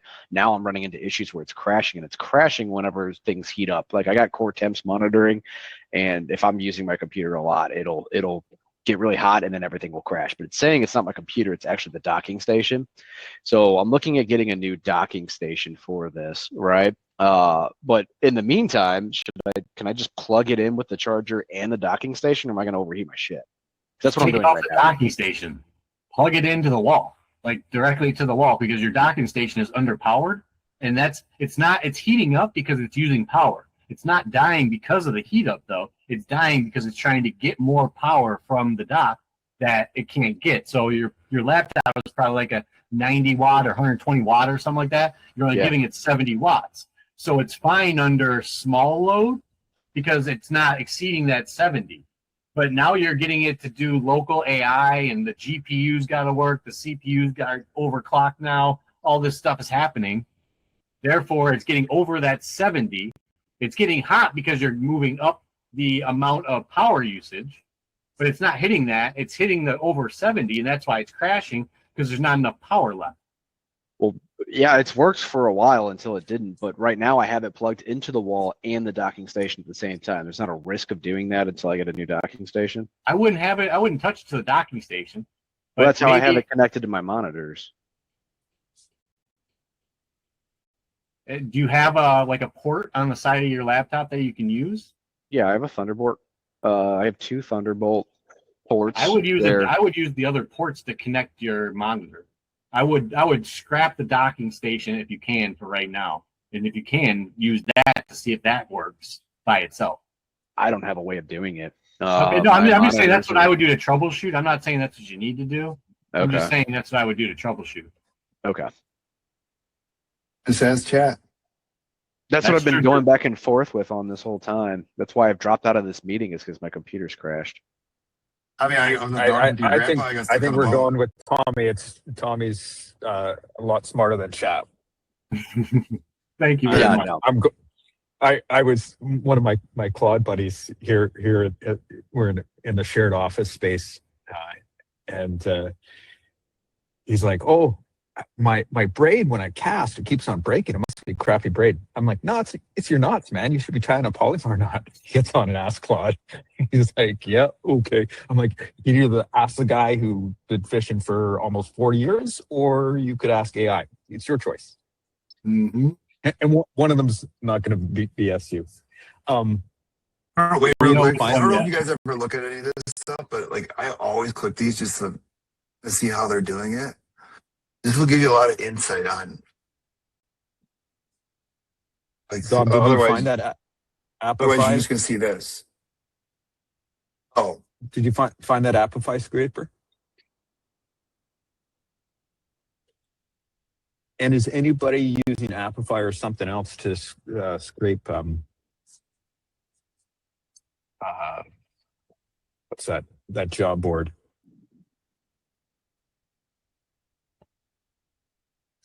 David Marr used to work for them. I think it's Indeed.com. Indeed, yeah. The harvest one? Yeah. $4 per 1,000. Harvest API, yeah. Okay. Yeah, I've looked at that one. Okay. Yeah, the harvest ones are the best ones. But still, it's okay. We've run it a couple different times. The data it brings back is decent, but then you got to sort it. And like, are you going to go and scrape like 3,000 profiles? How are you going to get it to scrape? And then how are you going to sort the data? Yeah, it's interesting. I mean, I'll start. What's that? Yeah, I mean, you use AI. You say now, here's 3,000 pre-construction managers. that have the word energy somewhere in their profile. Find me the ones that fit this job description. I mean, you could do it that way. Yeah. You go to StartX like this, and you just pull it up. Let's say you want to StartX, right? Then you just pull up your Common Assistant. So you want to build the same type of database as this? And tell it what you're going to be doing. Scraping Amplify, blah, blah, blah. I'm scraping.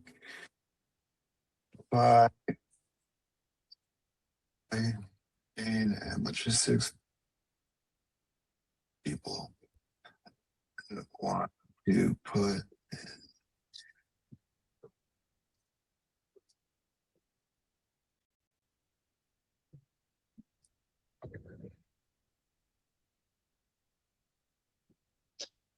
What's the advantage of going with Amplify over Firecrawl?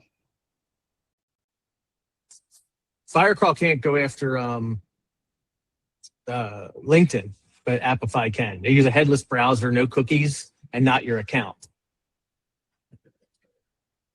Got it. We call that the China way.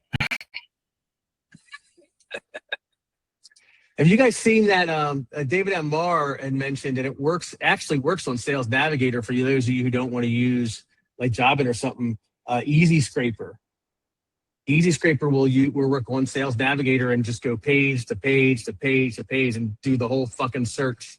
It's pretty impressive. Just slow. It's a great, it's a slow, but it's a great tool if you want to keep it simple. Agreed. Which one, David? It's called Easy Scraper. Yeah, Easy Scraper. It's free. It's on the Chrome store, and it scrapes. I mean, dude, I've got it to scrape some crazy ass pages. It's pretty wild what it does. I'm surprised you guys don't build your own. It's not that hard to scrape websites. It's just that you gotta understand. It's free. Like, it's free. Why would I? Oh, is it? I didn't know it's free. Yeah, it's free. It's fucking free, and it works really well. Dom, go to the Chrome Web Store. Oh, that's still doing that. Never mind. Here, you want this, Cal? Crazy. This is basically what Brad does. I just didn't know how he did it, but this is how he does it. You downloaded the StartX. What? No, so like if you want to put it into a database, right? You want to chunk it, you're going to pull those people out, and then you want to search it down the road. Oh, well, what's the best way to properly tag each person for an agent to pull those people out when you need them? Let's say, all right, find me the best maintenance techs in Victoria, BC. Here they are. Yeah, it's a good opportunity time where a lot of companies, so they're switching their spend from LinkedIn to Facebook. I'm seeing lots of career ads on Facebook, right? So they're all just trying to chase their spend, move their spend around, their whatever, their recruitment spend. And you can be like, oh, I got 2,000 here. Like, do you guys want to pay for them? Like, here are the 2,000. Yeah, just give me 5,000 for it, right? Like, I know you guys are spending the money anyways. Here they are. Here's the list. Yeah. Which Easy Scraper is it? The green one? Green. It's green. It's called Easy Scraper. I got it. I'll put it in the chat. I've been using it because I'm able to pull multiple tags. That's from it. Lot, so Yes. yeah. Add it. And then go to Navigator real quick, and it'll just scrape Navigator. Oh, go to I'm definitely. I don't know if it works on I can't Recruiter.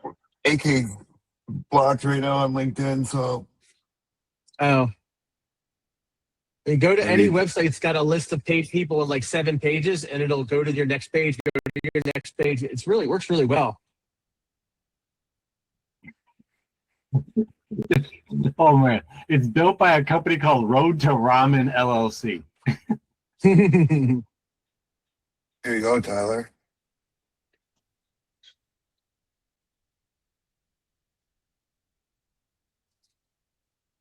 They're using Fable. I'm using Sonnet for this.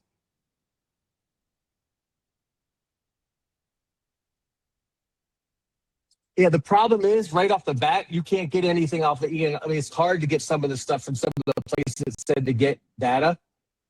I tried to do it with API keys on permit things, and a lot of this stuff is already like been released and everything. Are what you trying to get is like the newest stuff? That's what I was trying to do, and I don't know how to do that. I don't necessarily need newest. I just want accurate data to be, to better enrich my database. So that way, like, let's say I'm doing a search for whatever, right? Healthcare project manager. Like, I can directly know, like, all of these guys are confirmed to have healthcare experience because they've been listed associated with a past project, right? As opposed to going, well, I know this company does that healthcare, so I'll just start hitting everybody there until I find it, right? So you wanted to find like all the articles on healthcare construction and then pull the names, anybody associated with that job? Yeah. That's not a bad idea. Yeah, that's what I've been working on and doing. I just can't figure out how to do it on a mass scale.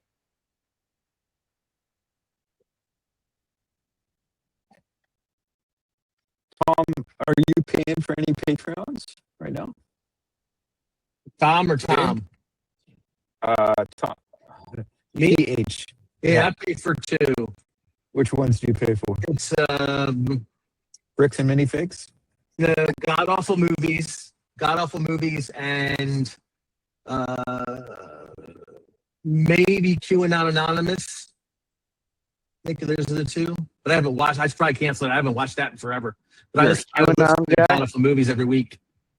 No, I'm not. QAnon Anonymous is a debunking of QAnon. When QAnon first came out, like whatever years ago, I was deep into watching like these people like trying to figure out who this Q guy was. It was really cool to watch and see all the nut jobs talking about it. That's what I got into it. Do you ever go eat at Comet Pizza? I've walked by Comet Pizza. I've been drunk outside Comet Pizza, but I've never eaten at Comet Pizza. Do you hear screams when you walk by? from the basement. Guys want to see a crazy movie? Just watch. Like Citizen. Yeah. Gone Girl was the craziest thing I've ever watched because it was real. Citizen Vigilante. Oh God, I hate that movie so David, much. that was so good. nuts. Yeah, I watched it. It was crazy. Which one? Citizen Vigilante. Oh, is that about the Ireland? In countries. Yeah. It takes You don't place, like I their think, prepping people. I think it's in Germany. Okay, that's where like all the immigrants are coming in, and the people took it upon themselves to like. Yes. Interesting. I feel like that's what's happening anyways, It's right? banned. That's Banned by like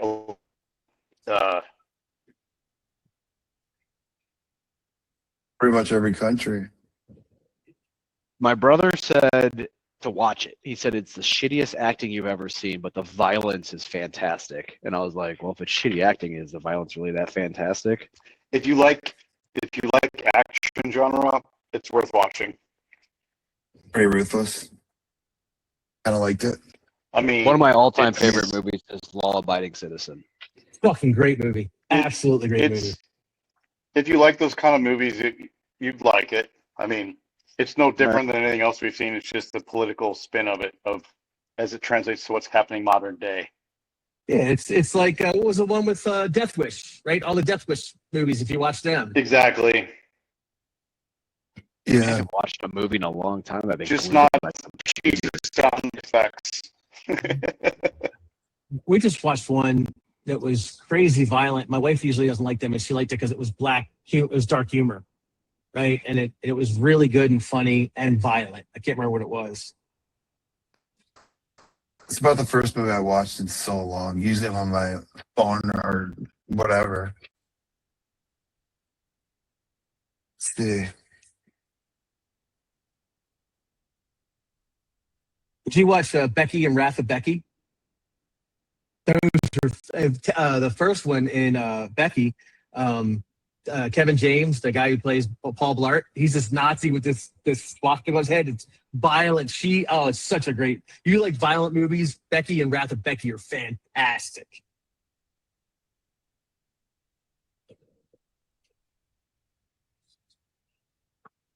Normal with what's his name was good. That was really violent. Really good action. Shelter with Jason Statham was pretty good. Just All watch right, that. let me ask David Marr. Is there a way to scrape Indeed? Getting back to recruitment. Did you try the Easy Scraper? And What do you want to scrape? Candidates. What do you want to scrape? Candidates. Candidates? I don't want my team doing it manually. And search. Like,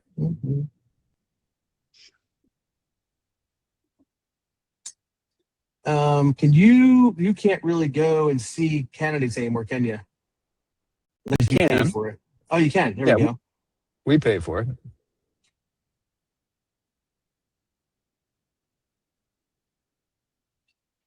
Sorry, Kale, I was away from my phone. What I would do is I would use a bot of some sort on a computer that nobody uses and just have it run and just set the timer where it scrapes it. It goes down and pulls the profiles you're going after. Like you'd have to change up your search string. So you may have to make a list of your searches and then put your terms in there, and then it will be able to do it for you. But as far as to do it in mass scale, I think you're going to be limited by a variety of factors that are going to depend upon your license and, you know, the parameters you set in your search. But I know that LinkedIn does use a lot of, Indeed does use a lot of AI for security alerts. So you don't want to get flagged. Yeah. Yeah, because like, I'm afraid like we're wasting a lot of time. Like sometimes people have locks open and Indeed or locks on LinkedIn open, and I want it to be like, okay, let's find some efficiencies here. Like let's not be double touching people that we already have in our database. Let's, like, what are we doing efficiently here? And our Indeed spend feels stupid to me. Austin Jobs. I mean, like look at this. Will this work? I don't know anything about Indeed, but will this work? You want to share your screen? I'm getting there. Fucking Canadian. Right? So are these the candidates, right? Okay. Interesting. How many 72. 72. Wow. And you grab that quick. Yeah, I don't know how this works. So like here I guess it's unlimited scrolling. So hold on. I'll just keep going until I get down to a ridiculous amount. Let's close this. You'll probably have to enrich it. That doesn't have names, does it? No, because I don't pay for this. So there's 192. Yeah, but you got to click on the names. Yeah, but I don't pay for this. You do. So you probably see the names, don't you? I don't look at Indeed. It's above my pay grade, man. The customer care rep, Sedalia, Missouri, account manager, ALFCO, Okay. Another thing I might suggest is not all job postings go to one place. These aren't job postings, though. These are candidates. That's what these. I don't pay for this, so I can't see these people. Like that's what comes up when I click on a person. But it looks like this Easy Scraper will work on this fine if you guys do a search and pull candidates. I don't know what my criteria is, right? It's PLC Tech. I don't have access to Indeed, but we have it at our office. So my understanding is that like it will show, if you pay for it, it'll show the person's name, but it doesn't give you contact information. You have to message that person and get them to respond, and then they can share it with you. But if you have their names or titles in their employer history, like you can probably scrape that, cross-reference it with LinkedIn to get URLs, use whatever enrichment tool. Yeah, mostly I just want to know if we've already got them in our database. Like don't and have some sort of like okay, here are the 10 new ones, right? And okay, here are the 10 new ones you can message on Indeed, and at the same time go find them offline, because I think it's exactly like LinkedIn. Sending one email is just like pissing up a road. It Works right? on this too. Look, it works on this too. See? The best way to talent map, period, is to basically build out digital personas of the candidates you're going after and cross-reference them against all the socials. Now, some people, I would say this is a very small percentage, but very small percentage will have like almost nothing. So, then you'll 10 have to go to through 15%. publicly available. Yeah, you have to go through publicly available data sources to get that, like a Zoom Info or some of the other tools you have to pay for that are like big data brokers. But even some of them are getting scrubbed. At least I know in the States you can hire services that'll scrub all the publicly available data from there. But most people don't do that. They're able to be found, no problem. And so let's just say we concentrate on Facebook and LinkedIn. Is that Unipile? Does that do both of those platforms? That's what what's his name said. Let me just see. Facebook gives you very limited search capability, though. So a lot of times you'll have people that intentionally don't use a real name. Like they might use like a persona on there instead of their actual name. So instead of, Thomas Alassio, it'd be, I don't know, Tim the Toolman or something that's different that's clearly not Tom. Yeah. And instead of Kale, it might be gone fishing or something. Whatever.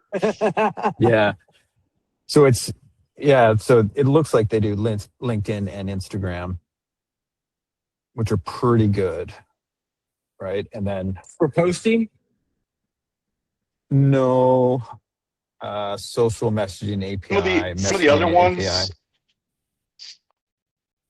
Some of the other platforms that if they have a lot of value, to get really good candidates, if you can figure out who they are, is going to be scraping sites like the microblog sites like X, Mastodon, Blue Sky, sites like that.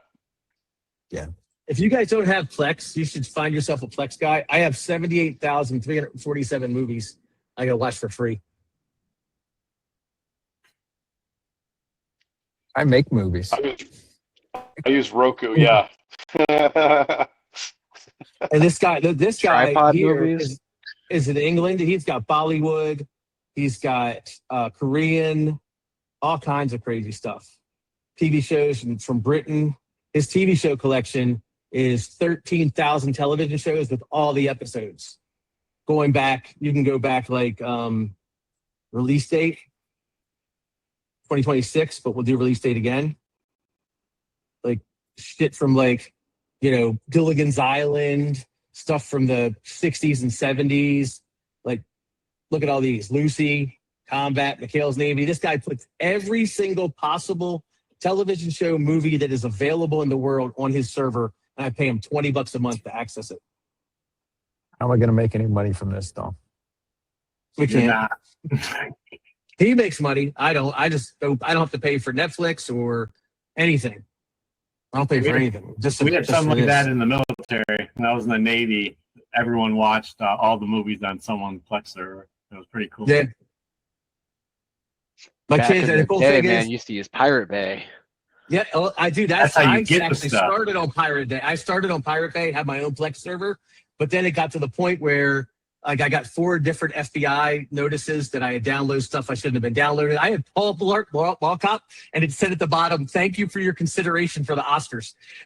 That was the one that I had, and then I got the original ending of Paranormal Activity, the one that was never released in the theaters. I had that one.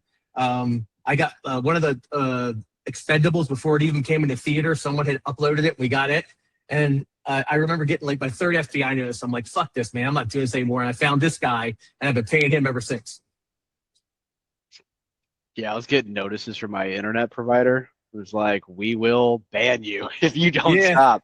And then Were I you found some seeding? website called hideyourass.com or something. It was like a virtual VPN or something at the time. This is a long time ago, and I was using that. Oh no, yeah, my computer got all kinds of Because I was viruses. using what were you using to download? I was using the blue one, Azure or whatever it was called, to download all their movies, and you were I can't remember what it was called. I was using uTorrents and stuff. yeah, and you were supposed to seed back. If you downloaded something off Pirate Bay, you're supposed to seed back into the community so everybody can download it faster. And that's where you would get your warnings from. Whenever I seeded stuff back out, I would get in trouble. When my brother was overseas, man, they would get pirated movies like super easy. He was like mailing me boxes of them, but half the time they were good. Half the time it was like, you know, someone sitting in a movie theater at the camcorder, and like sometimes they'd be like not even paying attention, be like staring at the floor. You're like, what the hell? People get up in the middle of the movie. You're Yeah. watching a movie. Somebody would get up, walk in front of the camera. Yeah, LimeWire back in the day to steal music. I was That's using, where I started. I started with yeah. LimeWire, and I just looked it up. The name of the thing is the torrent one that I use is Vuze, V-U-Z-E. That's what I use forever, and I have probably 6,000 songs in my Apple thing that I download. I have all like I download discography after discography, and That's then what I did, as soon as yeah. Apple Music came out, like, oh, I don't need to do this anymore. Yeah, I'll pay $10 a month for, you know, a streaming service to not give my computer a virus. Well, if you have a Mac, you didn't have to worry, especially way back then. I never had to worry. That was a cool thing. And man, Pirate Bay constantly getting taken down, and you get the new URL, like piratebay.cc, piratebay.nz, piratebay.ww, like goes crazy. Yeah, I remember downloading a new album that just came out from a band, and I was so pumped. Like it was like I got it with like within like moments of it being released. I was like, I can't believe I'm getting this. I was so pumped, and I went and uploaded to like my iPod at the time, and I played it, and it was just the audio of a women's tennis match, the entire fucking album. It was just click, click. I was like, what the hell is this? Is porn? What is this? Totally got scammed. I downloaded a movie, and it turned out being a 9/11 conspiracy movie. I downloaded like I don't know, some movie we wanted to watch. Finally gets done downloading, right? I go to plug it in. Next thing you know, just flying into Twin Towers. Like it was an inside job. I'm like, oh man. Yeah, that was a thing. I can't remember that guy's name. Oh, he was very anti-Bush. Fahrenheit 9/11 was his documentary that was like real big. Michael Moore. Yeah, there was a lot of people like downloading movies, and like it was all that documentary. I guess somebody trying to spread that was uploading that instead of whatever movie, trying to spread the word or whatever back in the day. Yep, that backfired. Oh, where's Michael Moore these days? What a crack. What was his last? He did something, but then something happened to him. Yeah. Yeah, he does a lot. But all right, boys. I'm going to meet with my team in a few minutes here. Thank you guys. Appreciate the harvest. Fishing afterwards. No, well, I'm getting my truck ready, and I'll send you guys a picture of like the big rig as it rolls out. But like, man. Just getting ready to. Are you affiliated with that boat I follow? That you're like. I'm sorry, man. I don't know how it did that to you, but yeah. Okay, so, that's fine. I don't mind watching it, but like I was thinking, like you were talking about your fishing channel, and then I'm like, oh yeah, I got those Dory Boats things. I'm like, were you affiliated with that? That's why I followed it, because you told me to. And like.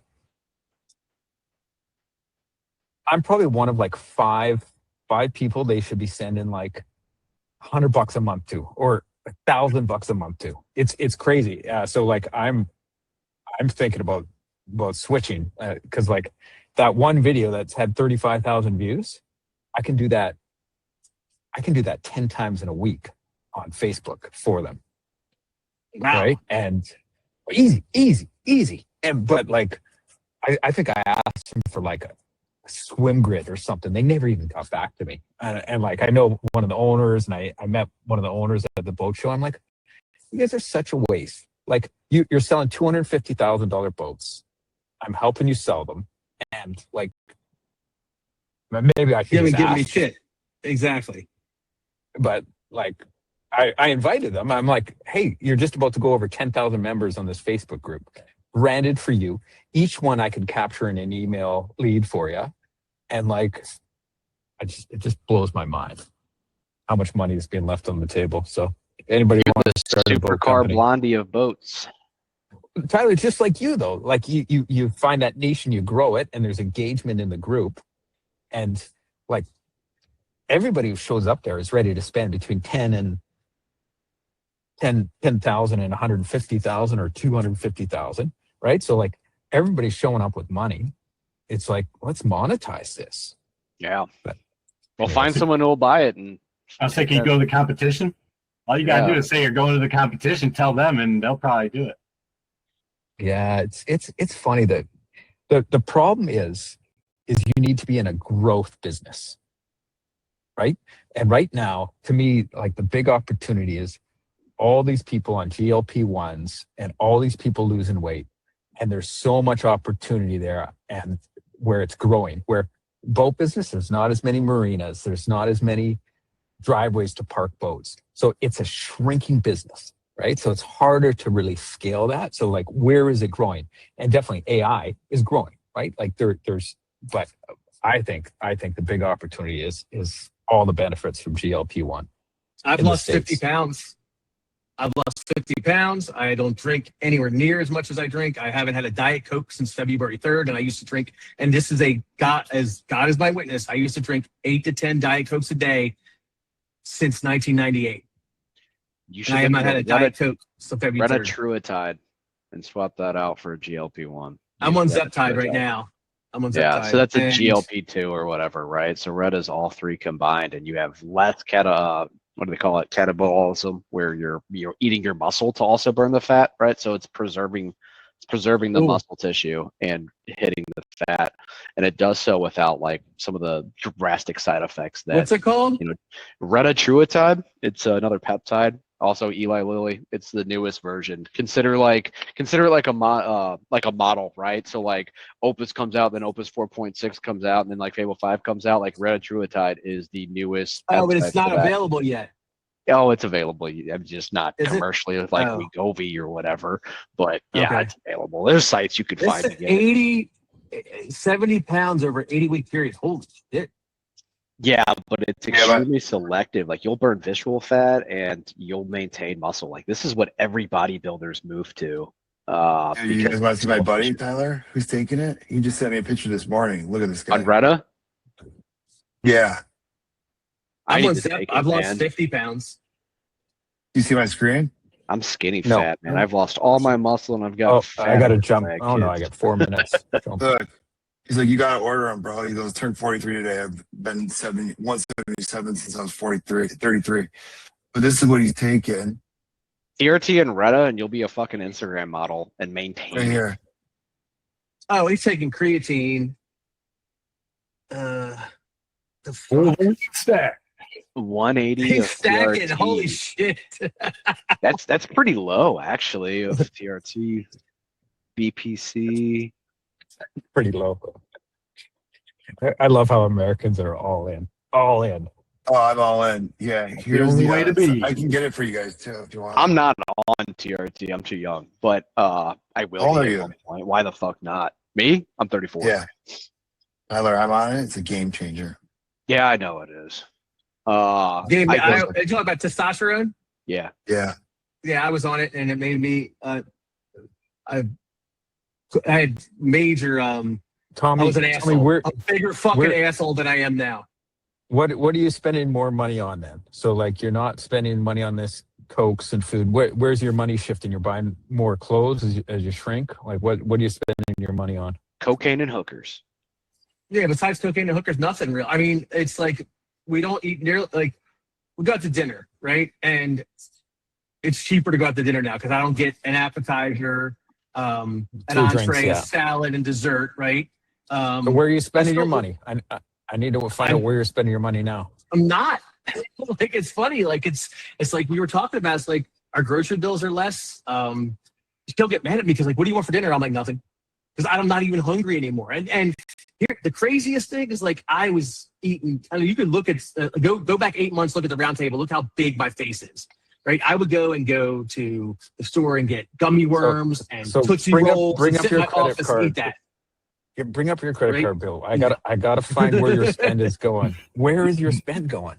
This stuff, like, right, but like, I mean, AI, I don't know. I mean, dude, I can't answer that question for you. I like these things. I know where it's going, these things. Instead of drinking Diet Coke, I drink like 6 or 8 of these a day, which is just sparkling water with a splash of berry in it, right? So that. Sparkling water, liquid IV, man. That's what I eat lots love. of grapes. Maybe we need a single version of you. Lovely. Yeah. A single version, what do you mean? I want to get Botox because I hate these. Yeah, no, but like people are shifting their spend. That's who I want to know what they're doing, right? Shifting their spend. Right? I'll show you. Yeah. There is arguments about how these GLPs, right, with people losing weight are going to affect the fast food industry. Look at that. This is where all my money goes. Brand new build, 7 PRC. Oh, I love this. Tyler, you Suppressor moved with to the brake. Canada. Look at that. Carbon fiber barrel. This thing is. That's sweet, man. Damn. Oh no, I Tyler, want to how get much up is to that? Canada. I was supposed to go last year, but I had babies born. I was supposed to get up there for a bear hunt. I would love to get up there for a hunt. I would love to get up there and go to Whistler Bike Park. That's like a life bucket list to get up there for Whistler. I worked about 45 minutes away from Whistler. I had an opening at Seasons Pass, and nice. The year they opened the top. So, A line and stuff is in the middle, but then you get to the top, it's more expert runs. And I was a pass holder, so I got a VIP trip up there. That's Whistler Blackcomb, right? Or Blackcomb or something? Yeah. Yeah. Back in the day. Amazing. All right. I got to jump to my team. Thanks, guys. Be well. All right, so we're talking about AI and all these efficiency stuff. Let's talk about some like biohacking or anything that you're doing like in your personal life, right? Like, what are you doing to really move the needle for yourself? I'm hacking AI. Losing weight. That was it. My wife was worried I was going to die. TRT, I'm about to order all that shit that he just sent me because if he's looking that good, I'm like, I'm in. Do you work out, Dom? And yeah, but not like I used to. I used to go every that's morning. the thing too. My wife wants me to early. get back into working out. She's worried I'm going to lose muscle if I don't get back into working out. So the thing about That's Retta, the thing, Tom. yeah, the thing about Retta is like it's cutting cravings for a lot of people. So if like you're a smoker, it's making you not smoke. I was a heavy vapor and I'm trying to quit. I'm popping nicotine pouches like I'm fucking dependent on it. And apparently, yeah, I know. Don't leave my God, mouth. I miss fucking vaping so bad. It's so enjoyable. Like fuck. And I know it's douchey. I don't care. I used to vape. Anyway, You can get away from it. You can do it. I I used to vape like a fucking. I used to be the vape champion. dude, That was one one thing I never did. I could never get into the vaping. I mean, I vape weed, but that was it. I could never just vape to like tobacco. That seemed weird. I could never get into it.